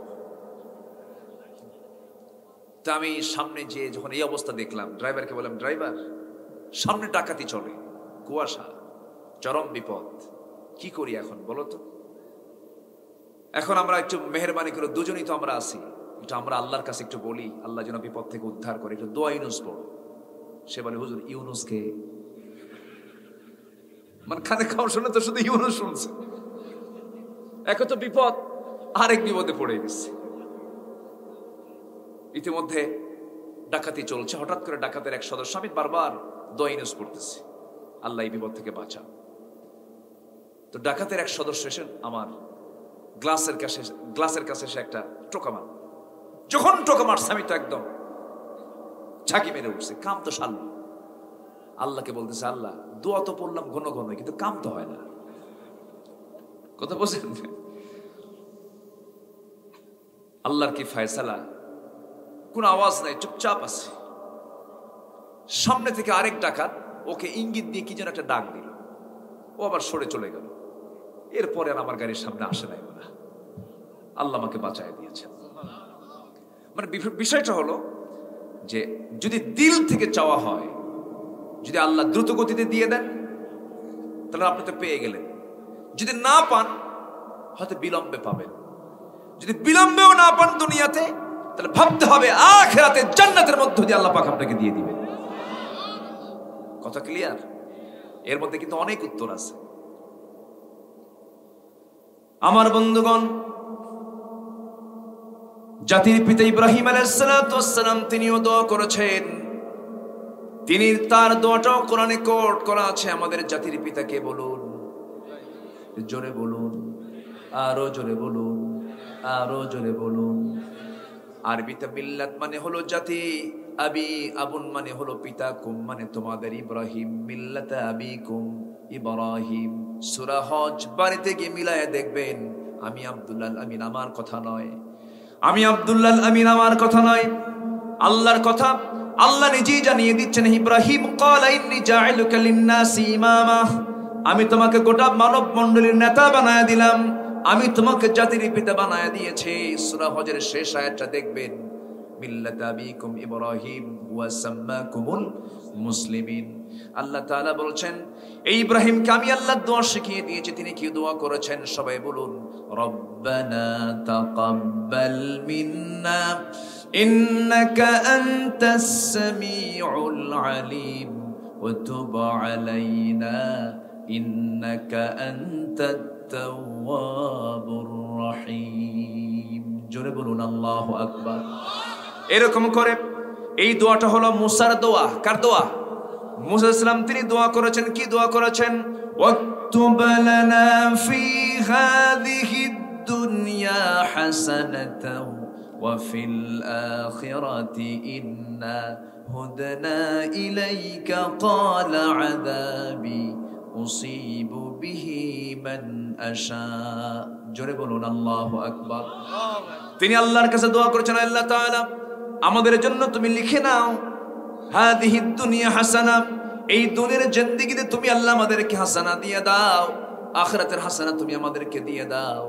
দুনিয়ার কল্যাণ দাও, আখিরাতের কল্যাণও দাও।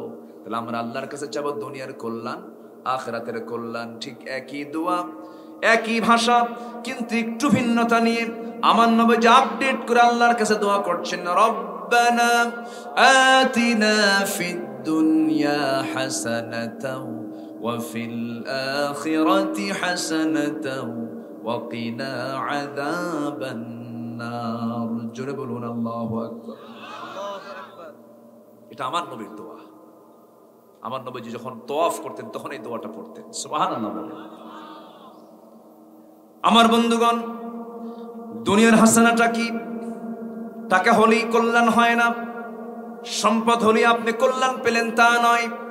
হাজার হাজার কোটি টাকার মালিক ভাত খেতে পারে না, তরকারি খেতে পারে না, কিছুই খেতে পারে না, মোটে সারাদিন 2 গ্রাম 3 গ্রাম চাউল খায়। আছে না এরকম?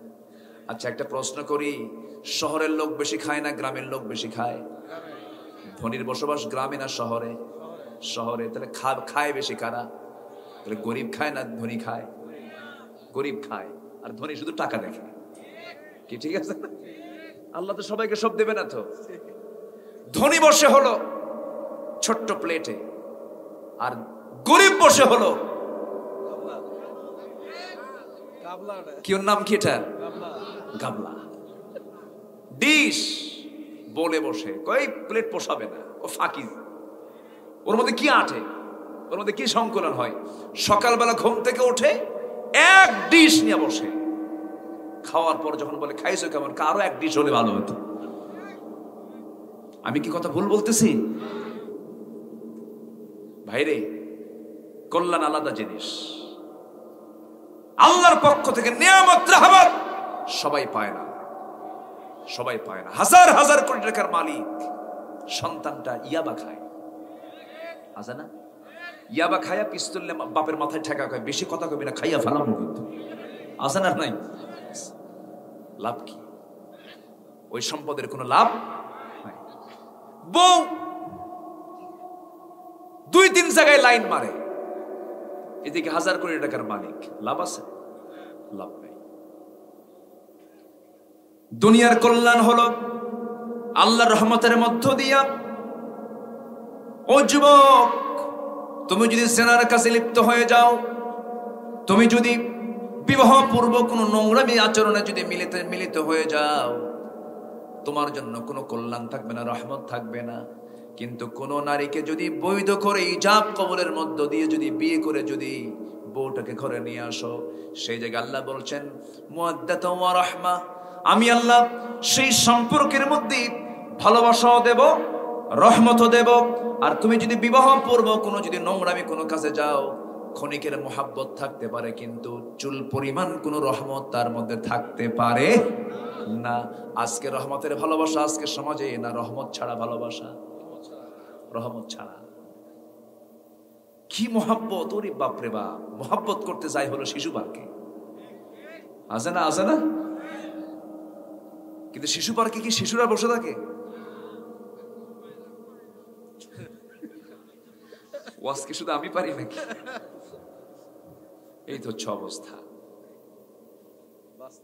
ইয়াং যারা বসে আছো, আমি তাদেরকে লক্ষ্য করে বলবো, মাহফিলে তো যুবকরাই বেশি আসে এখন, বলি আলহামদুলিল্লাহ। তুমি জেগে ওঠো, তোমার চরিত্র তুমি সামনে দাঁড়াও, তোমার সৎ চরিত্র সব অসৎ চরিত্র সমাজ থেকে সাফ হয়ে যাবে, ঠিক কিনা? যে নেতা তোমার হাতে মদের বোতল তুলে দেবে, যে নেতা তোমাকে অন্যায় করতে ইঙ্গিত করবে, যে নেতা তোমাকে কোনোদিন নামাজের কথা বলবে না, যে নেতা তোমাকে অসৎ কাজের জন্য তোমাকে ধাবিত করবে, যে নেতৃত্ববান থেকে নামাজের কোনো কন্ডিশন নাই, সে নেতৃত্বের মুখে আমরা জুতা মারি, থুতু মারি, ঠিক কিনা? রাজি আছেন কারা কারা? হাত উঁচু করে দেখান মুসলমান। এত আসতে দেন, আর একটু স্লোগান দেন না।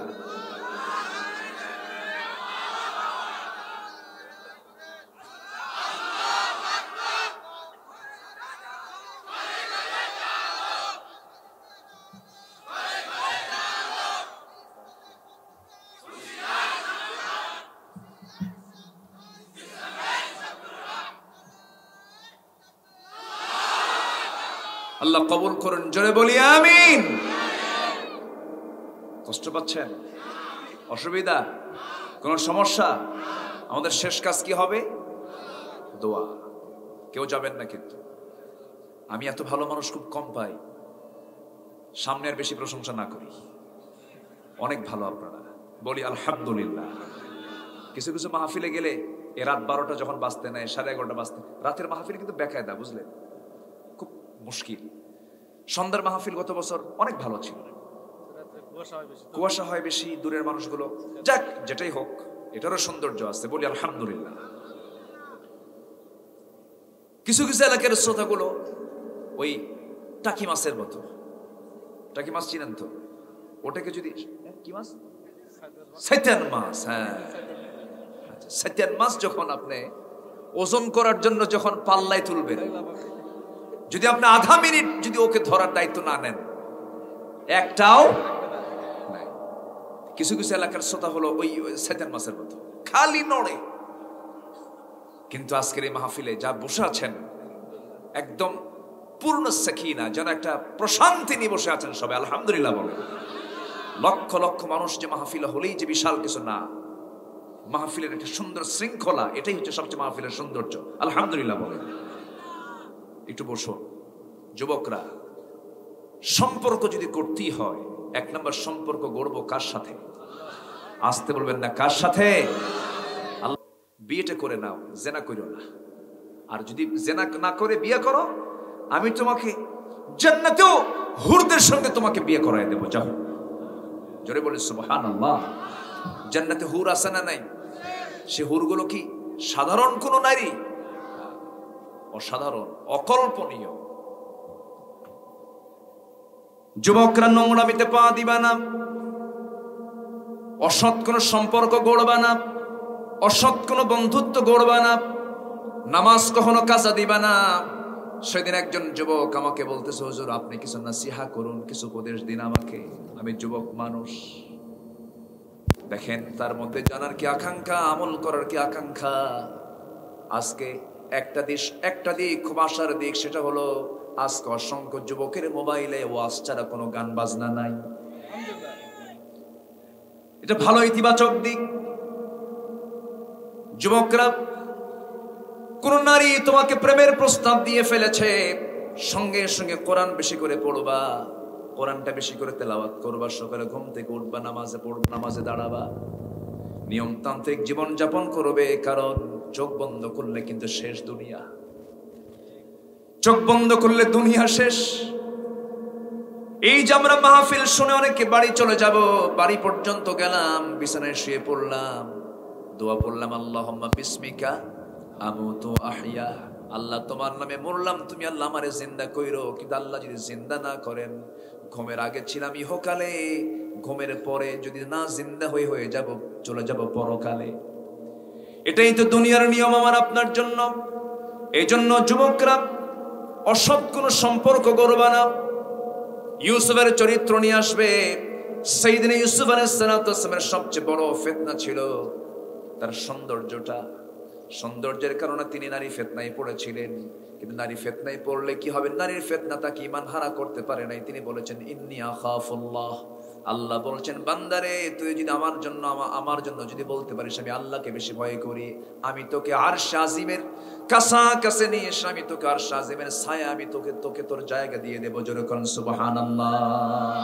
লাল গালিতে সম্বর্ধনা দিয়ে দেব। আল্লাহু আকবার। আরশ আজিম কি 2 তলা 3 তলায়? আরশ আজিম কই? হ্যাঁ, কে কইছে? সব আছে। হ্যাঁ, আলহামদুলিল্লাহ। আরশ আজিম এ পাড়াও পাড়া নয়, আরশ আজিম হচ্ছে 7 আকাশের উপরে আরশ আজিম। আল্লাহু আকবার বলেন। আল্লাহ বলছেন, তুই আমার ভয়ে সব হারাম কাজ বাদ দিবি, আমি তোকে টেনে নিয়ে আরশ আজিমের ছায়া আমি তোকে জায়গা দিয়ে দেবো, যা। কিন্তু আমি ওই সমস্ত বান্দার জন্য আসমানের দরজাই খুলবো না, এরকম আয়াত আছে না কোরআনে? ওই সমস্ত বান্দার জন্য আমি আরশ আজিম তো দূরে থাক, আমি দরজাই খুলবো না আকাশে, প্রথম আকাশই খুলবো না, আরো আকাশ তো আছে। একটা আয়াত, এই আয়াতটা আমাকে খুব কাঁদায়, এই আয়াতটা আমাকে খুব পেরেশান করে ফেলে। যে আয়াতটা আপনি বললেন, সূরা আরাফ এই সূরাতে আছে।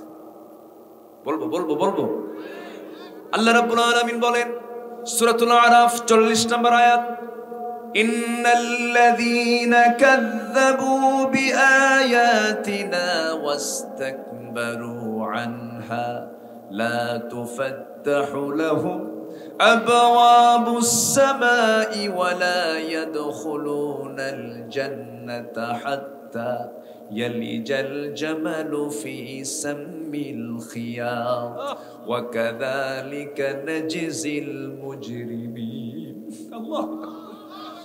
আল্লাহ কি রাগ করেছেন এখানে, কি রাগের কথা, কি প্রচন্ড ক্রোধ নিয়ে বলছেন, ও বান্দারা যারা আমার আয়াতকে অস্বীকার করবি, যারা অহংকার দেখাবি, আমি তাদের জন্য আসমানের দরজাই খুলব না এবং তারা কখনো জান্নাতে প্রবেশ করতে পারবে না। যেমন করে একটা সুয়ের ছিদ্র পথে উট প্রবেশ যেমন করতে পারা অসম্ভব, ওই সমস্ত বান্দার জন্য জান্নাতে যাওয়া তেমনই অসম্ভব। আল্লাহু আকবার বলেন। এই জন্য আমার ভাইয়েরা, রহমত নিতে হবে কার? রহমতের আশা নিতে হবে কার? হাসানা চাইতে হবে কার কাছে? আতিনা ফিদ দুনিয়া হাসানা ওয়া ফিল আখিরাতি হাসানা, আখিরাতের হাসানা তুমি আল্লাহ আমারে দিয়া দাও। আমার বন্ধুগণ, আবার আল্লাহ তাআলা বলছেন, আমার নবী কি দিয়ে বলাচ্ছেন, সাবআতু ইউযিল্লুহুমুল্লাহু ফি যিল্লিহি ইয়াউমুল লা যিল্লা ইল্লা যিল্লুহু, কোন ছায়া থাকবে না আরশের ছায়া ছাড়া যেদিন, সেই দিন আমি 7 শ্রেণীকে আরশের ছায়া আমি জায়গা দেব। এর মধ্যে একটা শ্রেণী হলো ওই সমস্ত যুবককে আমি আল্লাহ জায়গা করে দেব যে যুবকের সামনে সুন্দরী নারী, বংশীয়া নারী প্রেমের প্রস্তাব দিয়েছে, নোংরামের প্রস্তাব দিয়েছে, কিন্তু সে বলে ফেলেছে ইন্নী আখাফুল্লাহ, আমি আল্লাহকে সবচেয়ে বেশি ভয় করি, আমি আল্লাহ ওই যুবককে আমি আরশ আজিমের ছায়া জায়গা দেব। জোরে করুন সুবহানাল্লাহ। লা তাজুলু কদমা ইবনে আদম হাত্তা ইউসআল আন খামসিন, কোন আদম সন্তান এক কদমের সামনে পা ফেলতে পারবে না যতক্ষণ না 5টা প্রশ্নের জবাব না দিতে পারবে। নাম্বার 1 হলো আন শাবাবিহি ফিমা বালাহ, ওই সমস্ত যুবককে যৌবন সম্পর্কে প্রশ্ন করা হবে, তার যৌবন কালটা কোন কাজে ব্যয় করেছে। তার জীবন সম্পর্কে প্রশ্ন করা হবে, জীবন কালটা কোথায় ব্যয় করেছে, কোথায় থেকে কামাই করেছে, কোথায় সে ব্যয় করেছে, কতটুকু জানছে, কতটুকু আমল করেছে। সব প্রশ্নের জবাবগুলো একটা একটা করে শুনবেন তিনি আমার কে শুনবেন। এই জন্য প্রত্যেকটা সেকেন্ডকে কাজে লাগানোর দরকার আছে না নাই? সেই বন্ধু আমার দরকার নাই যে বন্ধু বিড়ি খায়। রাগ করতেছেন নাকি আপনারা? মানে গাঁজা গুজা খায় না, এরকম আছে না? সেই বন্ধু আমার দরকার নাই যার কাছে গেলে আমি নেশাখোর হয়ে যাব। সেই বন্ধুর দরকার নাই যে বন্ধু চাঁদাবাজি করে, আছে না নাই? যাইও না, জীবন নষ্ট করো না, সাজাও জীবনটাকে, পরিচ্ছন্ন করে সুন্দর লাইনে চলে আসো। জান্নাত আছে বাঁকাবুকা লাইনে না সোজা লাইনে? ইহদিনাস সিরাতাল মুস্তাকিম। আমার বন্ধুগণ, একটু মনোযোগ দিয়ে কথাগুলো শুনুন। এরপরে আল্লাহ তাআলা বলছেন, ও বান্দা আমার একটা কথা তুই শুনে নে। কি শক্ত কথা! আল্লাহ রাব্বুল আলামিন বলছেন, ক্বালা আযাবি উসিবু বিহি মান আশা। আল্লাহ এবার বলছেন আমার শাস্তি আমি যাকে ইচ্ছা তাকেই দিতে পারি। কি ভয়ঙ্কর কথা! এরপর আল্লাহ বলছেন, বান্দারে শাস্তির কথা তো বললাম, আয়াত তোমার ওয়াজ তো শেষ করে নাই। ও রহমতি, আবার কি ওয়াটা লাগায় দিয়ে বলছেন ও রহমতি ওয়াসিআত কুল্লা শাই। জোরে বলি আল্লাহু আকবার।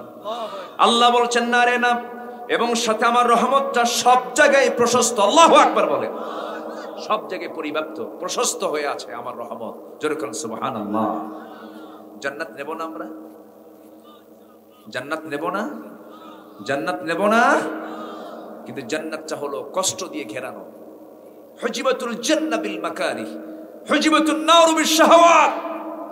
জান্নাতটা হলো কষ্ট দিয়ে মোড়ানো, আর জাহান্নাম হলো দুনিয়ার ভোগ সামগ্রী দিয়ে মোড়ানো। দুনিয়াতে যার কষ্ট বেশি হবে, জান্নাতটা তার জন্য সহজ হয়ে যাবে। জোরে করুন সুবহানাল্লাহ।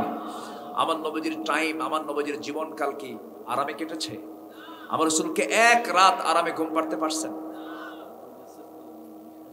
জি, সিজনুল মুমিন ও জান্নাতুল লিল কাফির। এখানে সব আলেম ওলামা বসা, একদম আমার ধরে ফেলবে, একটা ভুল হলে খায় ফেলবে। বড় বড় আলেম দিন তারা বসা আছেন।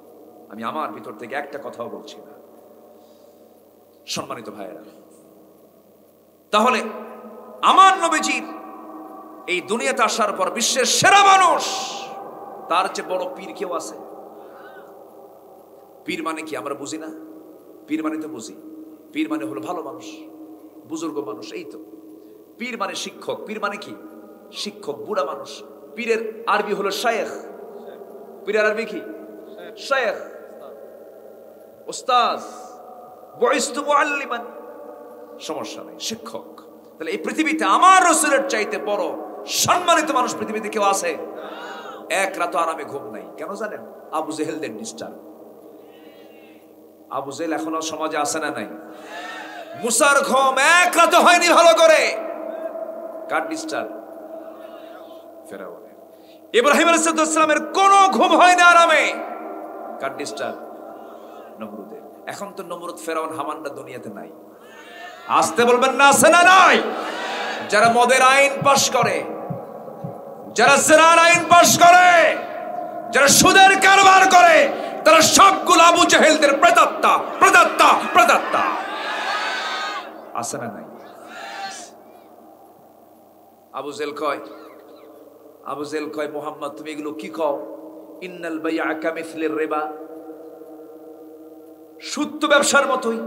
এখনো কিন্তু কিছু হুজুর কয়, এ আছে না, কিছু লোক আছে না, সুদ তো ব্যবসার মতো। সুদের ব্যবসা কি এক? বিয়ে আর জেনা কি এক? বিয়ে আর জেনা কি এক?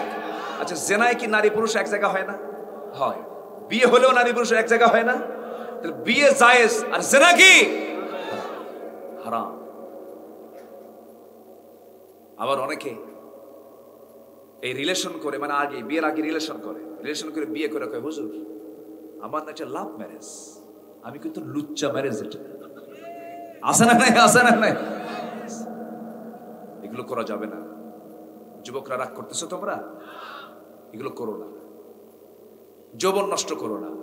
বিয়ের দরকার, আব্বাকে আস্তে করে বলে দাও, আব্বা বিয়েটা করায় দাও। যুবকরা মনে খুশি হচ্ছে না, মনে কি ব্যাপার স্যাপার কি বুঝলাম না কিছু। এই যুবকরা তোমরা খুশি হও না কেন? বিয়ের সংবাদ শুনলে তো খুশি হওয়ার কথা।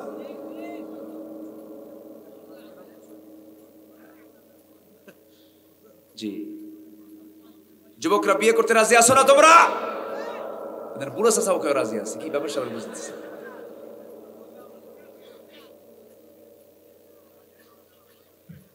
আবার বিয়ে করতে নিয়েও যুবকরা খুব বিপদে পড়ে যায়।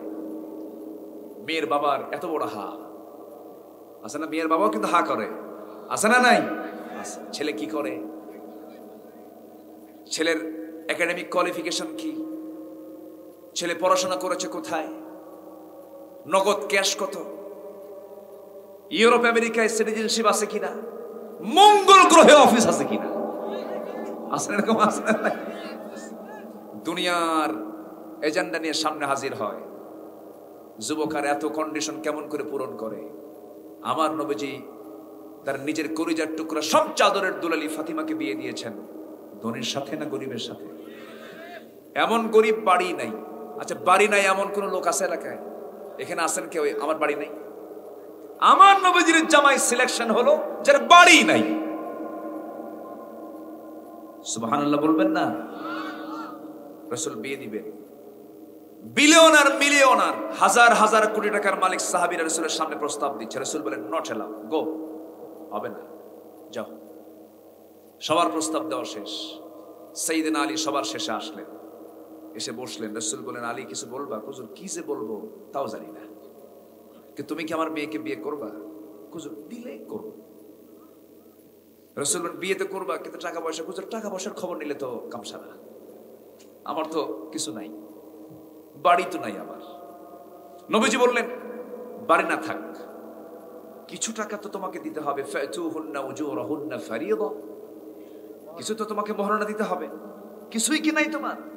হুজুর এই যে ঢাল আর এই যে তরবারি, আপনি ডাক দেন যুদ্ধের, আমি চলে যাই যুদ্ধে। এই আমার অস্ত্র, এই আমার সম্পদ, এই আমার সবকিছু, যা দেখতেছেন বডিতে আছে। সুবহানাল্লাহ। আমার রাসূল বললেন, তাহলে তুমি তরবারিটা রাখো, কারণ হঠাৎ করে তো যুদ্ধের ডাক আসতে পারে। কারণ রাসূল প্রত্যেক বছর গড়ে 8টা করে যুদ্ধ করছেন। আল্লাহু আকবার বলবেন না? গড়ে কয়টা করে? 8টা করে। যখন তখন যুদ্ধের ডাক আসতে পারে। রাসূল গড়ে বছরে 8টা থেকে 9টা যুদ্ধ করেন। আর আজকের মুসলমান বাতিল শক্তিকে চিনতে পারে না, ঠিক কিনা? আমার নবীজির দিনের বেলা কেটেছে ঘোড়ার পিঠে, রাত্রে বেলা কেটেছে জায়নামাজে। রাসূল সবচাইতে বড় অস্ত্র ঘোরানো চালাতে পারতেন। আল্লাহু আকবার বলে। তিনি বর্ষা হাতে নিতেন। অশ্বারোহী, সমর নায়ক, সামরিক প্রধান, অস্ত্রবাহিনীর প্রধান মুহাম্মদুর রাসূলুল্লাহ। আম্মা জান আয়েশা বলেন, আমার ঘরটা ছিল ফার্নিচার দিয়ে ভরা। কি ফার্নিচার? এখানে তরবারি, ওখানে লৌহ বর্ম, ওখানে বর্ষা, অস্ত্র দিয়ে আমার ঘরটা সাজানো ছিল, আমার নবীর অস্ত্র দিয়ে। আর আমরা ঘরে থুই কুত্তার ঠ্যাং, বিলাইয়ের ঠ্যাং, ছাগলের ঠ্যাং, ঠিক কিনা? রাসূল কি করেছেন আর আমরা কি করছি? আমার নবীজি বললেন, যাও ঢালটা বিক্রি করে আসো। ঢাল বিক্রি করলেন। সকালবেলা গেছেন, কাস্টমার সামনে ওসমান জিন্নুরাইন, নবীজির বড় মেয়ের জামাই। তিনি বলছেন, আলী তুমি সাত সকালে বাজারে কেন? ঢাল বিক্রি করবো। কেন? বিয়া। কার সাথে? আপনার শালীর সাথে। সাইয়েদনা ওসমান খুব খুশি হলেন।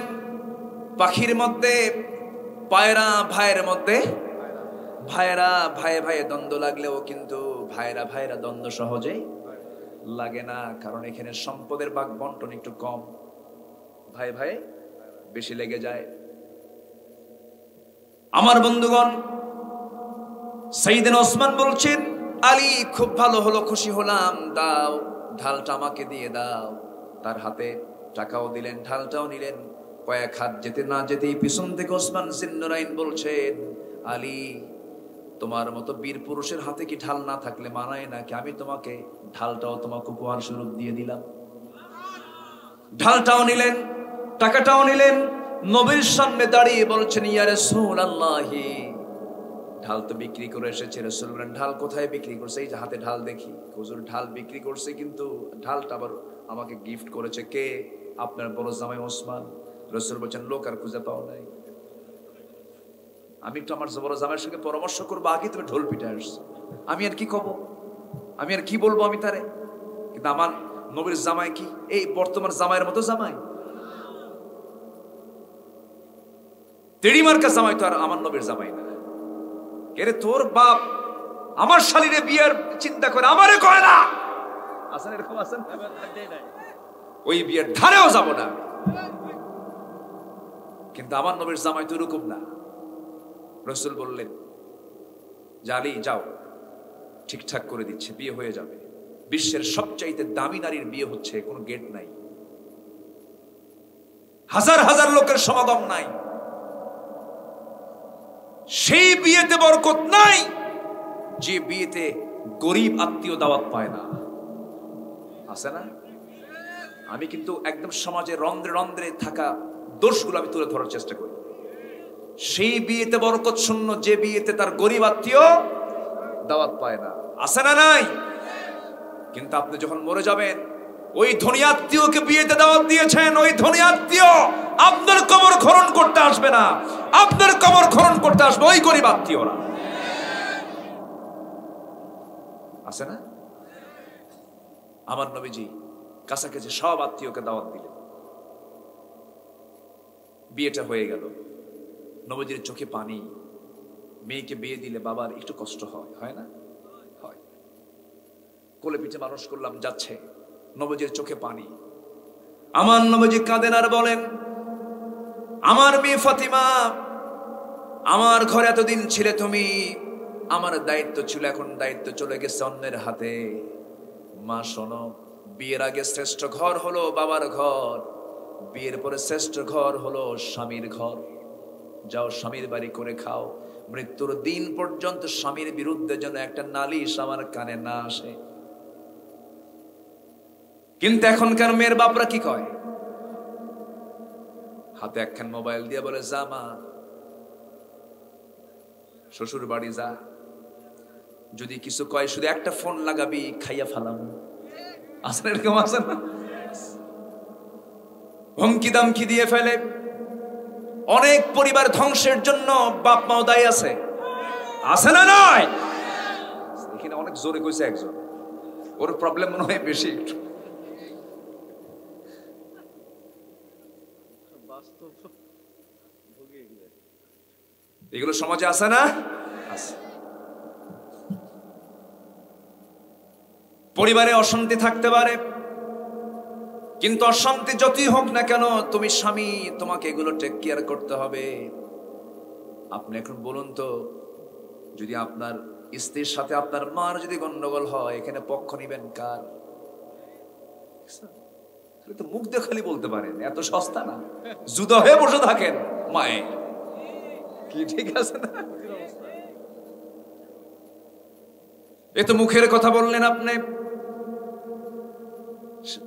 বউ এবং মায়ের সঙ্গে যদি দ্বন্দ্ব লেগে যায়, কার পক্ষ নেবেন? এখানে পক্ষ নেওয়াটা কঠিন, এখানে অ্যাডজাস্ট করতে হবে, সমঝোতা করতে হবে। বউ ভালো, মাও ভালো, বউ ভালো, মাও ভালো।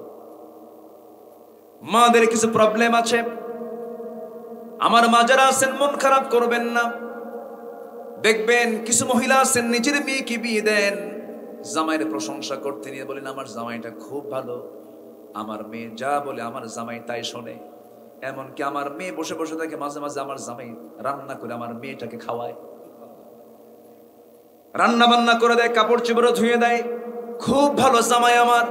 কিন্তু আমার ছেলেটা মানুষ হলো না, সারা জীবন শুধু বইয়ের কথাই শুনলো। কি কথা কি বুঝতেছে বলেন তো? এই বাস্তব সমস্যা আছে না নাই? কিন্তু কথা বলছে কয়জন মহিলা বলেন? একজন মহিলা। কিন্তু কথা কি মুখে এক রকম না দুই রকম? দুই রকম কথা কি ইমানদার কয় না মুনাফিকরা কয়? এমনটা আচরণ করা যাবে না, এমনটা আচরণ করা যাবে না। ও মা, আপনার ঘরে যে মেয়েটা এসেছে, আপনাকে ভাবতে হবে নিজের মেয়ের চাইতে কোন অংশে তাকে দাম কম দেওয়া যাবে না। কারণ ও হচ্ছে প্রোডাকশন, ওর পেট থেকে আপনার প্রজন্ম চলে আসবে। ওর যত্ন নেবেন, ওর মোহাব্বত করবেন, ওকে সবচেয়ে বেশি স্নেহ করবেন, দেখবেন পরিবারটা জান্নাত হয়ে গেছে। অসংখ্য প্রশ্ন আমাদের কাছে জমা হয় এগুলো নিয়ে, কান্দে সন্তানগুলো, কান্দে। আছে মুরব্বী হলেই মুরব্বী হওয়া যায় না, মুরব্বীর মতো আচরণ করে মুরব্বী হতে হয়। কষ্ট নিচ্ছেন? এই কথাগুলো বলা লাগে না? লাগে।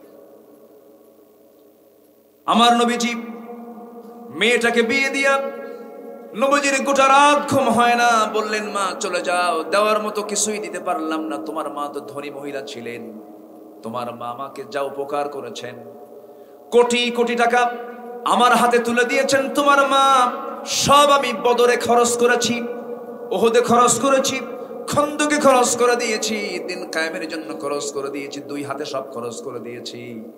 কিন্তু তুমি ধনী নারী, ধনী মহিলার মেয়ে হওয়ার পরেও আমি তোমার জন্য তেমন কিছু করতে পারলাম না মা। সব যুদ্ধ করতে করতে সব শেষ হয়ে গেছে। আমার কলিজার টুকরা মেয়ে, আমি তোমার জন্য একটা পানির মশক দিলাম, চামড়ার তোষক দিলাম, আর তোমাকে দিলাম আটা পেশার জন্য একটা আটা পিষদানি, একটা আটা পেশার যন্ত্র দিলাম।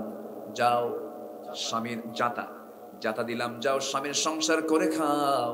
স্বামীর দুর্নাম কখনো কিন্তু আমার কানে নেওয়া যাবে না, কানে দেওয়া যাবে না। যাও, এমন সময় আমি তোমার দেই নাই, যাও চলে। পাঠায় দিলেন মেয়েকে, স্বামীর ঘরে পাঠায় দিয়েছেন। স্বামীর তো কোনো ঘরই নাই, একটা ভাড়া করা বাড়িতে থাকলেন। আমার নবীজি 3 দিন যায় নাই, নবীজি মেয়ের বাড়িতে গিয়ে হাসির।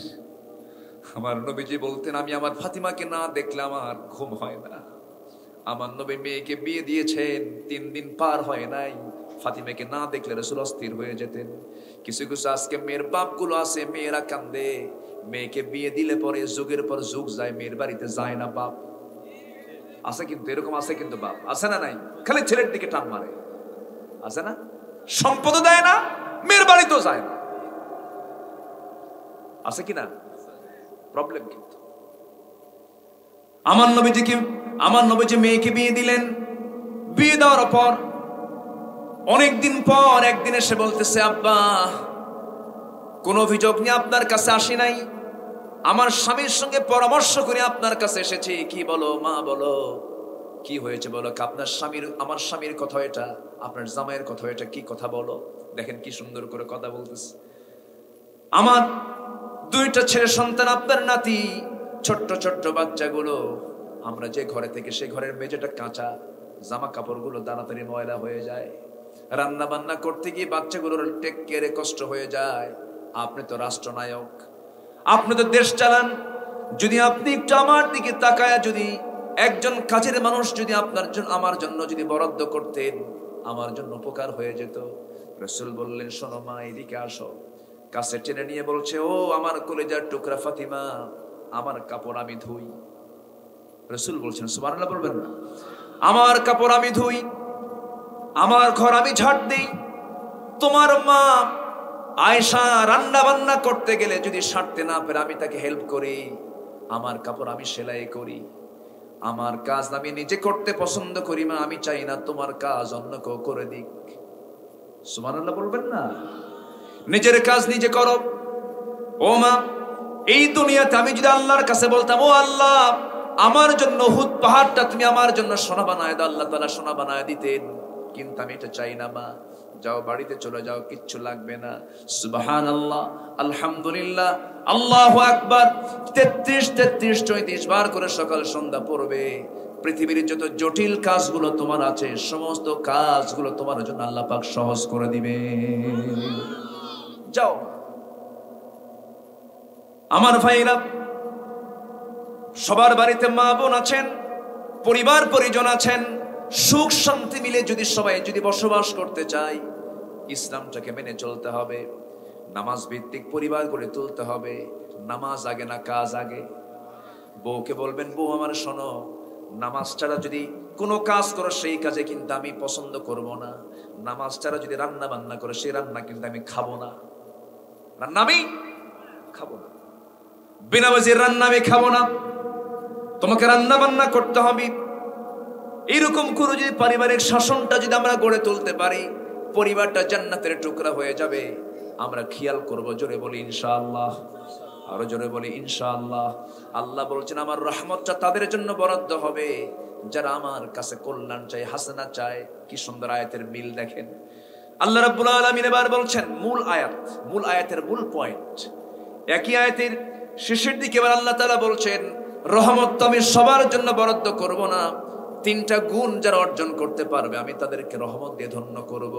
ফাসাকতুবুহা লিল্লাযীনা ইয়াত্তাকুনা ওয়া ইউতুনাস যাকাতা ওয়াল্লাযীনা হুম বিআয়াতিনা ইউমিনুন। জোরে বলুন আল্লাহু আকবার। আল্লাহ রাব্বুল আলামিন বলেন, ফাসাকতুবুহা, অচিরেই আমি তার জন্য বরাদ্দ করব, লিল্লাযীনা, যারা তিনটা কাজ তাকওয়া অবলম্বন করবে আমি তাদের জন্য রহমত দিয়ে ধন্য করব। তাকওয়াটা কি? তাকওয়া মানে হলো বেঁচে থাকা, সকল হারাম থেকে নিজেকে বাঁচিয়ে রাখা। আর তাকওয়ার যদি বাস্তব উদাহরণ দিতে যাই, সাহাবে কেরামের জীবনের দিকে তাকাতে হবে। ওমরের জীবনের দিকে তাকান, ওসমান জিন্নুরের জীবনের দিকে তাকান, আলীর জীবনের দিকে তাকান। সাইয়েদনা আলী একজন শাসক মানুষ, খলিফাতুল মুসলিমিন 4 নম্বর খলিফা, খেলাফতের দায়িত্ব পালন করছেন। প্রচন্ড ঠান্ডা পড়েছে, ওই ঠান্ডার ভিতরে শীতের কোনো কাপড় তার গায়ে দিতে পারছেন না, শীত বস্ত্র নাই। এমন সময় তিনি লক্ষ্য করলেন রাষ্ট্রের কিছু কম্বল সেখানে পড়ে আছে। সেই কম্বল, অসংখ্য কম্বল থেকে একটা কম্বল তিনি গায়ে দিতে পারতেন, কিন্তু তিনি কম্বলটা গায়ে নিচ্ছেন না। একজন প্রশ্ন করছে, আলী তুমি একজন রাষ্ট্রপতি মানুষ, ঠান্ডার মধ্যে কাঁপতেছো, রাষ্ট্রের কম্বল তো আছে, একটা কম্বল তোমার গায়ে তুলে নাও। সাইয়েদনা আলী বলছেন, অসম্ভব, ওই কম্বলটা আমি হাতে নিতে পারবো না। কেন? আপনি তো একটা ভাগে পাবেনই তো। তিনি বলছেন, যেটা আমি হাতে নেব, যেটা আমি গায়ে নেব, ওই কম্বল যে আমার ভাগে পড়বে তার গ্যারান্টি কি? ভাগে না আসা পর্যন্ত ওই কম্বল আমার গায়ে দেওয়া জায়েজ নাই। সুবহানাল্লাহ বলবেন না? এটার নাম তাকওয়া। এটার নাম কি? তাকওয়া। সাইয়েদনা ওমর ফারুক রাদিয়াল্লাহু তাআলা আনহু পরিবারের জন্য তিনি অর্থ খরচ করতেন। বাড়ির বউরা দেখবেন মাঝে মাঝে স্বামীর কাছ থেকে কিছু টাকা নিয়ে নেয়, নেয় না? আস্তে করে নেয় না? না বলেও কিন্তু নেয়। যদি কিপটা মার্কা হয় না বলে নেওয়া জায়েজ আছে, হাদিস আছে তো।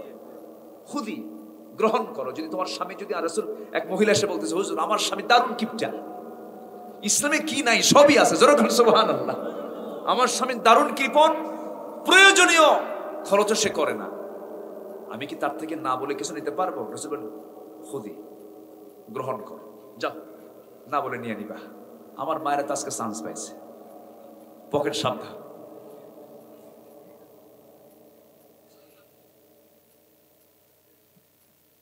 আমি কি শেষ করে দেব? 12টা বেজে গেল যে, বাজো, আলোচনা চলো, হুজুর মরুক। খুব ভালো, বলি আলহামদুলিল্লাহ। অনেক মা বোন আসছে তো, মা বোনদের নিয়ে কিছু কথা বললাম। তোমরে ফারুক রাদিয়াল্লাহু আনহু তিনি ভিতরে ঢুকছেন তো স্বামীর কাছ থেকে দিনে দিনে দিনে দিনে কিছু পয়সা জমায়া 60 দিরহাম জমা হয়েছে। কত দিরহাম? 60 দিরহাম। সে জমাকৃত টাকা দিয়ে তিনি একটু পরিবারে একটা বিশেষ খাবারের আয়োজন করছেন। তার মধ্যে তিনি ঘি দিয়েছেন। কি দিয়েছেন? ঘি, মানে তেলের পরিবর্তে ঘি দিয়েছেন। ঘি দিয়ে রান্না বান্না করেছেন। রান্না করে স্বামীর সামনে স্বামীকে খুশি করার জন্য বলছেন অনেকদিন যাবৎ ভালো কিছু খাই না, তা আপনার কাছ থেকে কিছু টাকা রাখতাম, জমা করে করে সেই টাকা দিয়ে ঘি কিনে বিশেষ রান্না করেছি। রান্না দেখে একটা মুস্কি হাসি মারলেন ওমর ফারুক। মুস্কি হাসি মেরে বলেন আমার স্ত্রী, তোমাকে ধন্যবাদ দিচ্ছি, তুমি আমাকে মহব্বত করে সুন্দর খাবার প্রস্তুত করেছো, কিন্তু একটা প্রশ্ন করি আমার স্ত্রী, শোনো, এই দামি খাবার কি আমার দেশের জনগণ কি খেতে পারে না কিনা? আল্লাহর কসম করে বলি, যে খাবার আমার দেশের জনগণ খেতে পারে না সেই খাবার ওমর মুখে নিতে পারে না। এটার নাম হলো তাকওয়া। এটার নাম কি বলে? তাকওয়া। বোতল ভর্তি মধু, মধুর বোতল নিয়ে চলে আসছেন বাড়িতে। রাষ্ট্রের পক্ষ থেকে মধু 1 ভাগ পেয়েছেন, এটাকে প্রতিবেশীর মাঝে সমানভাবে বন্টন করতে হবে। সাইয়েদনা ওমর ফারুক করলেন কি, সেই মধুর বোতলটা নিয়ে বউয়ের হাতে দিয়ে বলছেন, বউ আমার মধুর বোতলটা ভাগ করো। 4-5 জন প্রতিবেশী সবার সামনে সবার ঘরে ঘরে সমান করে মধুগুলো দিয়ে আসো।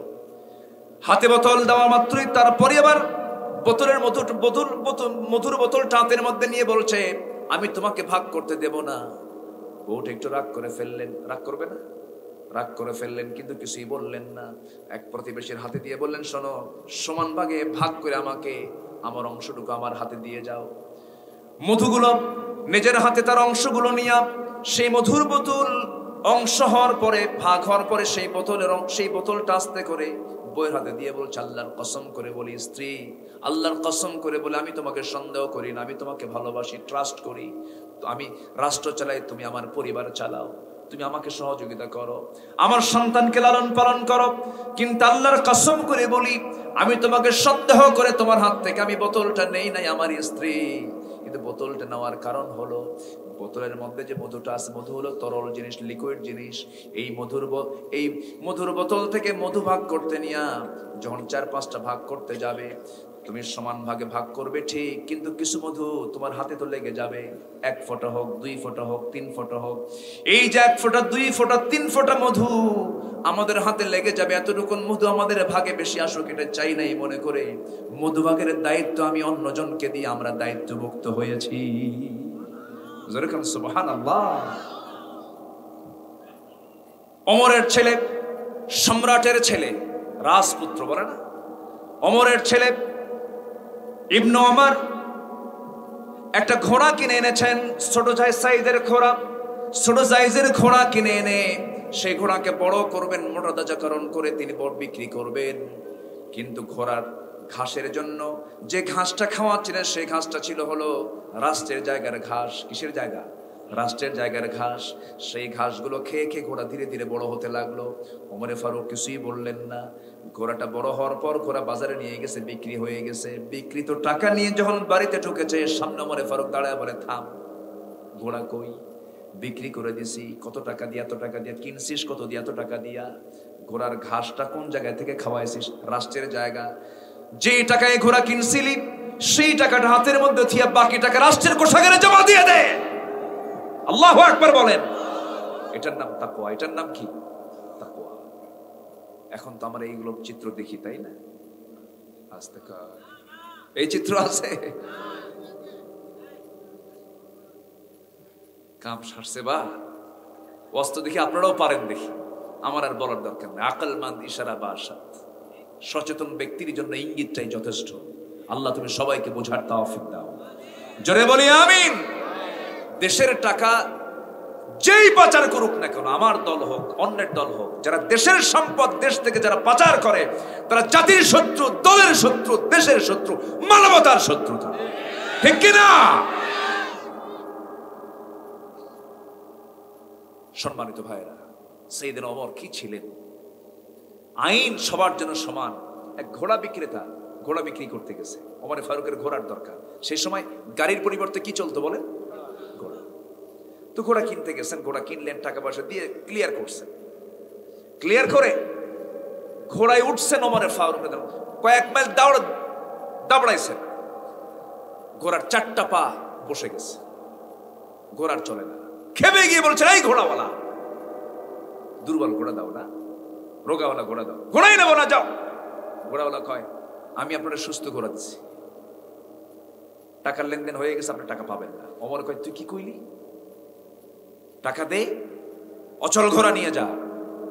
আমিরুল মুমিনিন, আপনি কিন্তু খলিফাতুল মুসলিমিন, প্লিজ আপনি আমার থেকে টাকা চাবেন না। কেন? তোকে টাকা দিতেই হবে, তুই আমাকে অচল ঘোড়া দিয়েছিস। না, আমি দেব না। তাহলে কি করা যায়? আদালতে চলেন। কে বলতেছে? বলেন, কে বলতেছে? কার সামনে? কার সামনে বলেন? ছোটখাটো শাসক, ছোটখাটো অর্ধ দুনিয়ার শাসনকর্তা, রোম পারস্য, যার নাম শুনলে থরথর করে কাঁপে। গোটা অর্ধ দুনিয়ার 40টা রাষ্ট্র পরিচালক তিনি, শাসক তিনি। তার সামনে এক সামান্য ঘোড়াওয়ালা, দুনিয়ার মানুষের দৃষ্টিতে সামান্য বললাম, আল্লাহর দৃষ্টিতে এরকম সামান্য না। বললেন, চলেন আদালতে চলেন। চলো। আদালতে গেলেন। বিচারকের সামনে যখন ওমর ফারুক উপস্থিত, বিচারক তো থরথর করে কাঁপে। সামনে দাঁড়ায় বলে, আপনি এখানে কেন? কাটছে যে ঘোড়াওয়ালা আনছে। আল্লাহু আকবার বলবেন না? কি আনছে কোন? as-sahbatu kan-nujum। আল্লাহু আকবার। পৃথিবী কোনোদিন আর ওমরের মতো একটা সন্তান জন্ম দিতে পারবে না। ওমর, আল্লাহু আকবার। রাসূল বলতেন, ওমর, আমার নবুয়তের সিলসিলা যদি জারি থাকতো, আমার পরে তুমি নবী হতে। আল্লাহু আকবার বলেন। ঘোড়াওয়ালা আনছে আমারে। বিচারপতি বলতেছে, কি সমস্যা? কে এই সমস্যা? দুজনের কাছ থেকে শুনলেন। বিচার করতে হলে এক পক্ষ শোনা না দুই পক্ষ শোনা? যারা এক পক্ষ শুনে যারা রায় দেয়, তারা কি শাসক না স্বৈরাচার? আমার নবীজির সুন্নাহ ছিল তাই। বিচারক দুজনের কথাই শুনলেন। শুনে এবার বলতেছেন, সাইয়েদনা ওমর ফারুক রাদিয়াল্লাহু তাআলা আনহু, আপনি আমারও শাসক, আপনি আমারও খলিফা, আপনার অধীনে আমি বিচারকের দায়িত্ব পালন করি। কিন্তু দুপক্ষের কথা শুনে আমি আপনার পক্ষ নিতে পারলাম না, আমি ঘোড়াওয়ালার পক্ষ নিয়েছি। কেন? কি জন্য? আপনি ওমর ফারুক এখানে আমার সামনে সুন্দর সুস্থভাবে কথা বলতে পারছেন, কিন্তু আপনি যে এখান থেকে বাড়ি পর্যন্ত যাবেন সুস্থ অবস্থায়, তার গ্যারান্টি কি? গ্যারান্টি নাই। জীবন যে কোনো মুহূর্তে অসুস্থ হয়ে যেতে পারে, যে কোনো প্রাণী যে কোনো মুহূর্তে অসুস্থ হয়ে যেতে পারে। আপনার সামনে যখন ঘোড়াটা এনেছিল, সেই সময় ঘোড়াটা আপনার কাছে সুস্থ মনে হয়েছে, অসুস্থ মনে হয়েছে? সুস্থ মনে হয়েছে। আপনি সুস্থ ঘোড়া সজ্ঞানে কিনেছেন, টাকা পয়সার লেনদেনও হয়ে গেছে, ক্রয় বিক্রয় কমপ্লিট হয়ে গেছে, আপনার মালিকানায় চলে গেছে ঘোড়া। এরপরে আপনার ফেরত দেওয়া মানে এটা অযৌক্তিক হবে, অমানবিক হবে, অন্যায় হবে, অবিচার হয়ে যাবে। ওমর ফারুক কিচ্ছু বললেন না, মাথা নিচু করে সোজা বাড়িতে চলে গেলেন। পরের দিন মজলিসে শুরার বৈঠকে বসে তিনি বলছেন, শোনো, অমুক জনপদে একটা বিচারক আছে, আঞ্চলিক বিচারক, তার খুব সাহস, সে আমার বিরুদ্ধে পর্যন্ত রায় দিয়ে দিয়েছে, সঠিক রায় দিয়েছে। অতএব তাকে আঞ্চলিক বিচারপতি না বানায়, তাকে এই রাষ্ট্রের গোটাল চিফ জাস্টিস বানায় দেওয়া হোক। জোরে বলেন সুবহানাল্লাহ। খলিফার বিরুদ্ধে রায় দিলে পদ কমে না বাড়ে? বলেন, পদ কমে না বাড়ে? ওমর ফারুক বলেন, ওর সৎসাহস আছে, ওর সঠিক বিচার করতে পারবে। আর যদি এরকম উল্টা পাল্টা বিচার যদি এখন এই সময় পাগল বানায়া ছেড়ে দেয়, ঠিক কিনা? বিচারটা আমাদের সঠিক হওয়া উচিত। দুনিয়ার বিচার সঠিক হবে, আখিরাতের বিচারও। ওয়াকিমুল ওয়াজনা বিল কিসত ওয়ালা তুখসিরুল মিজান। এবং জুমার খুতবার ভিতরে একটা মানে কমন একটা আয়াত আছে, ইন্নাল্লাহা ইয়া'মুরু বিল আদল ওয়াল ইহসান ওয়া ইতা'i যিল কুরবা ওয়া ইয়ানহানিল ফাহশাই ওয়াল মুনকারি ওয়াল বাগি, এবং ইন্নাল্লাহা ইয়া'মুরুকুম আন তু'আদ্দুল আমানাতি ইলা আহলিহা ওয়া ইযা হাকামতুম বাইনান নাস আন তাহকুমু বিল আদল ইয়া'দিলু হুয়া আকরাবু লিত-তাকওয়া লিল্লাযীনা ইয়াত্তাকুন। আল্লাহু আকবার বলেন। আমি কিন্তু বহু আয়াত কইছি এর মধ্যে, অর্থ কব কখন মনেই তো নেই, অর্থ কব কখন, বহু আয়াত বলে ফেললাম, সময় তো নাই। সময় আছে? নাই, সময় নাই। আপনার জন্য আছে কিন্তু আমার জন্য নাই। কেন? আপনার তো এক রাত, আমার তো সব রাত। সব দিকে তাকাতে হবে। আমি এত লম্বা সময় মনে হয় এবছর আমি কোথাও করিনি, অনেক লম্বা সময়। আপনাদের আগ্রহ প্রমাণ করছে যে আমি আরো আলোচনা বাড়াবো। জোরে বলি ইনশাআল্লাহ। এত ভালো মানুষ হয়। বাড়ি যাবেন না আপনারা? তাহলে আমি যাই। জি বলি আলহামদুলিল্লাহ। তাহলে রহমত হবে তিনটা গুণ অর্জন করলে। কয়টা গুণ অর্জন করলে? এক নম্বর হলো তাকওয়া। এক নম্বর কি? তাকওয়া। বনের সম্পত্তি বনকে বোঝায় দিতে হবে, এটার নাম তাকওয়া। ঠিক আছে না? বনের সম্পত্তি বোঝায় দেওয়া লোক কি আমার দেশে বেশি না কম? ম্যাক্সিমাম পরিবারে এই বিষয় চালু আছে, বনের সম্পত্তি সব দেওয়া লাগে না। এই কথাটা কিন্তু আমভাবে সবাই বলে, বিয়ে হয়ে গেছে ওরে সব দিতে হবে কেন? এই কথা যে বলে সে আয়াতকে অস্বীকার করে। এই কথা বলবেন না কখন। অনেক বুড়া বাপও আছে, খুব দুষ্ট আছে না? আছে। ছেলের পক্ষে চলে যায়, সম্পত্তি 100 বিঘা, মেয়ে হয়তো 2টা, ছেলে 1টা। এখন 50 বিঘা মেয়ের ঘরে চলে যাবে, এই চিন্তায় বুড়ার ঘুম হয় না। এরকম বুড়া আছে না কিছু? আছে না? নাই? কষ্ট করে আমি বানালাম 100 বিঘা জমি, আর 2 মেয়ে আমার 50 বিঘা নিয়ে যাবে। টেনশন, হার্ট স্ট্রোক করে।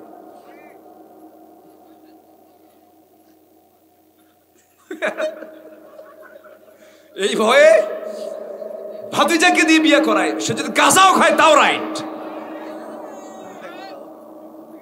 কি সুন্দর কথা, কি ব্যাখ্যামূলক আজকে ওয়াজ করলাম। শ্রোতাও কথা কয়, বক্তাও কথা কয়। হ্যাঁ ঠিক আছে, ছাত্র শিক্ষক তো কনভারসেশন হলে ভালো হবে। ভালো, আলহামদুলিল্লাহ। খুব সুন্দর একটা ওয়াজ আমারে শিখিয়ে দিয়েছেন যে সম্পত্তি বাইরে যাওয়ার ভয়ে গাঁজাখোর ভাতিজার সাথে বিয়ে দেয়। আছে না? নাই?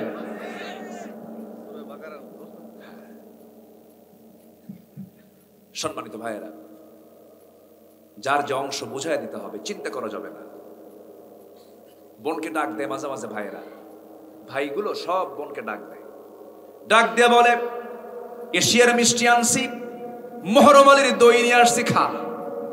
বোনকে বলে একদম খাওয়ায় দাওয়ায় কমপ্লিট করে খুশি টুশি করে বলে, বোন রাগ করিস না, একটা কথা বলি কি, অংশ নিলে কিন্তু ধ্বংস হয়।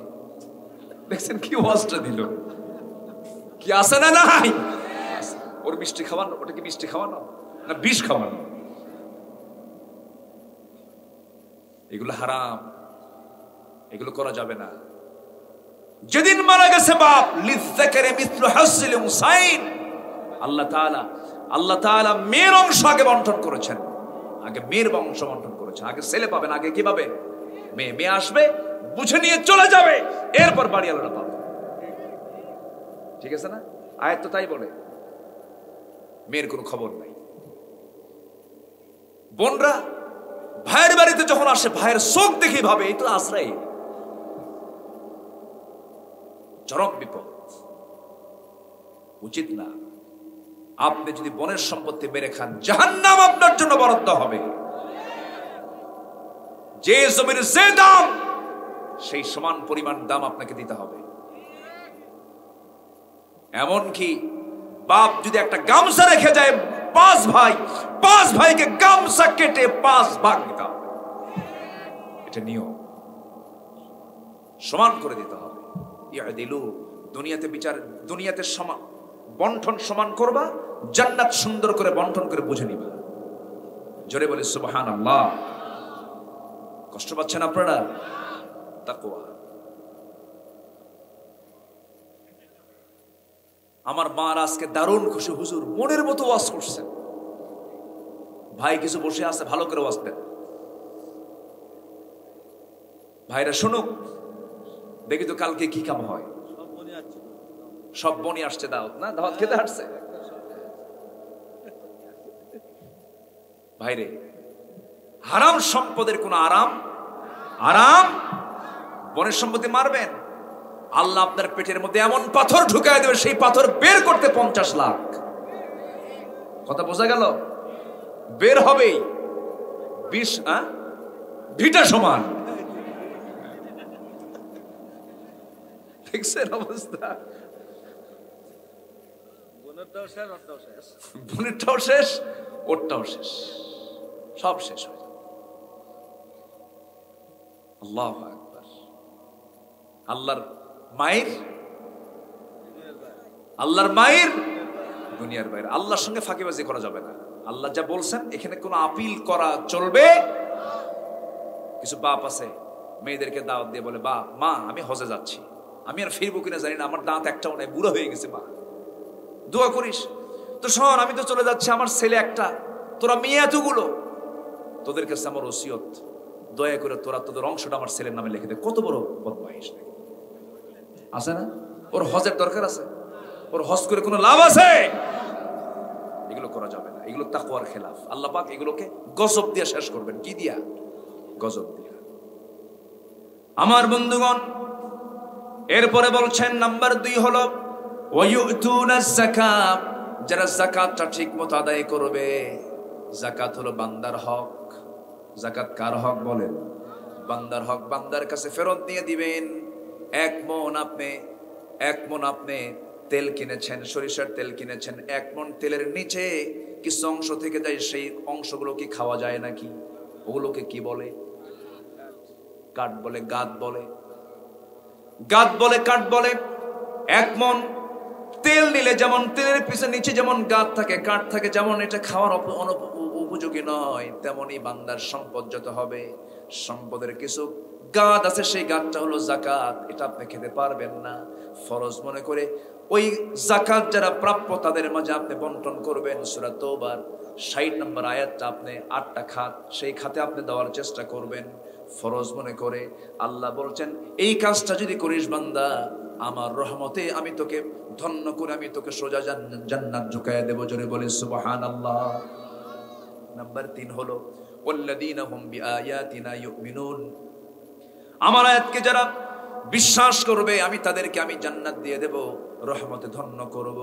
কিন্তু আমার বন্ধুগণ, যদি আমার আল্লাহ তাআলার এই সমস্ত বিধানগুলোকে যদি লঙ্ঘন করি, আমাদের জন্য রহমত না ধ্বংস? কি রহমত না ধ্বংস? ধ্বংস হবে। ধ্বংস চেয়েছেন কে? ধ্বংস চেয়েছেন?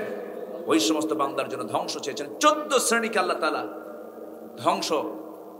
ধ্বংসের কাতারে তারা যাবে। আল্লাহ তাআলা নিজে বলছেন ওই সমস্ত ব্যক্তির ধ্বংস হোক। এটা বলেছেন 14 জায়গায়। কয় জায়গায়? শুনবেন, এটাও শুনবেন। কি করবো, শেষ করে দিই না? শুনতে চাচ্ছেন বলেন। হ্যাঁ, আজান তো ফজরের সময় তো হয়নি এখন। আচ্ছা, এটি জামাত। বগুড়ার ভাষা খুব মিষ্টি, কিন্তু আমি বগুড়ার ভাষার সঙ্গে খুব পরিচিত আলহামদুলিল্লাহ। আমার জন্মস্থান কিন্তু বগুড়া জেলায়। আমার জন্মস্থান হলো শেরপুর। ভাষার সাথে আমার মিল নেই, বগুড়ার ভাষাটা একটু ভিন্ন। আমার ভাষার সাথে আমার হিরাজগঞ্জের ভাষার মিল আছে। সিরাজগঞ্জ, বগুড়া জেলার কিন্তু দুপচাচিয়াতে এক ভাষা, শেরপুরে এক ভাষা, শিবগঞ্জে গাইবান্ধার কিছু টান আছে, আছে না? বা সারিয়াকান্দির দিকে জামালপুরের কিছু টান আছে। বগুড়া জেলায় কিন্তু বিভিন্ন ভাষা আছে। যেরকম দুপচাচিয়ার লোক বলে, কে গুরু আপনি খাবেন তো খাবেন, না খালি গুদগুদাবিন না, ঠিক আছে না? গরুকে আপনি বলে, বাপকে তুই বলে। গরু হলো আপনি আর বাপ হলো ভাষা। হ্যাঁ হ্যাঁ, আল্লাহ তাআলা ভাষা দিয়েছেন। এই ভাষাগুলোর মালিককে বলেন তো? কিন্তু সব ভাষা এক হয়ে যায় কোন কিতাবের কাছে? কোন কিতাবের কাছে? হাজি গেছে হজ করতে বগুড়া থেকে, হজ করতে যায় দেখে কোথাও বাংলা নাই, সব জায়গায় শুধু আরবি চলে। এসে গল্প করে গেছিলাম এমন দেশে সব জায়গায় আরবি, খালি কয় আরবি আরবি আরবি আরবি, দু জায়গায় শুধু বাংলা পাইছে। কোথায়? আযান যখন দিল, ইমাম যখন সূরা ফাতিহা দিল। দেখছেন? তাহলে কোরআন সবার কাছে কি সমান হয়ে যায়? যেরকম সুবহানাল্লাহ। ধ্বংস হোক 14 শ্রেণীর। কে চেয়েছেন এটা? এক নাম্বার হলো যারা এই দুনিয়াতে যারা মিথ্যাবাদী, আল্লাহ তাআলা তাদের ধ্বংস চেয়েছেন। এই দেশে সবচেয়ে বেশি মিথ্যা কথা বলে কারা বলেন তো?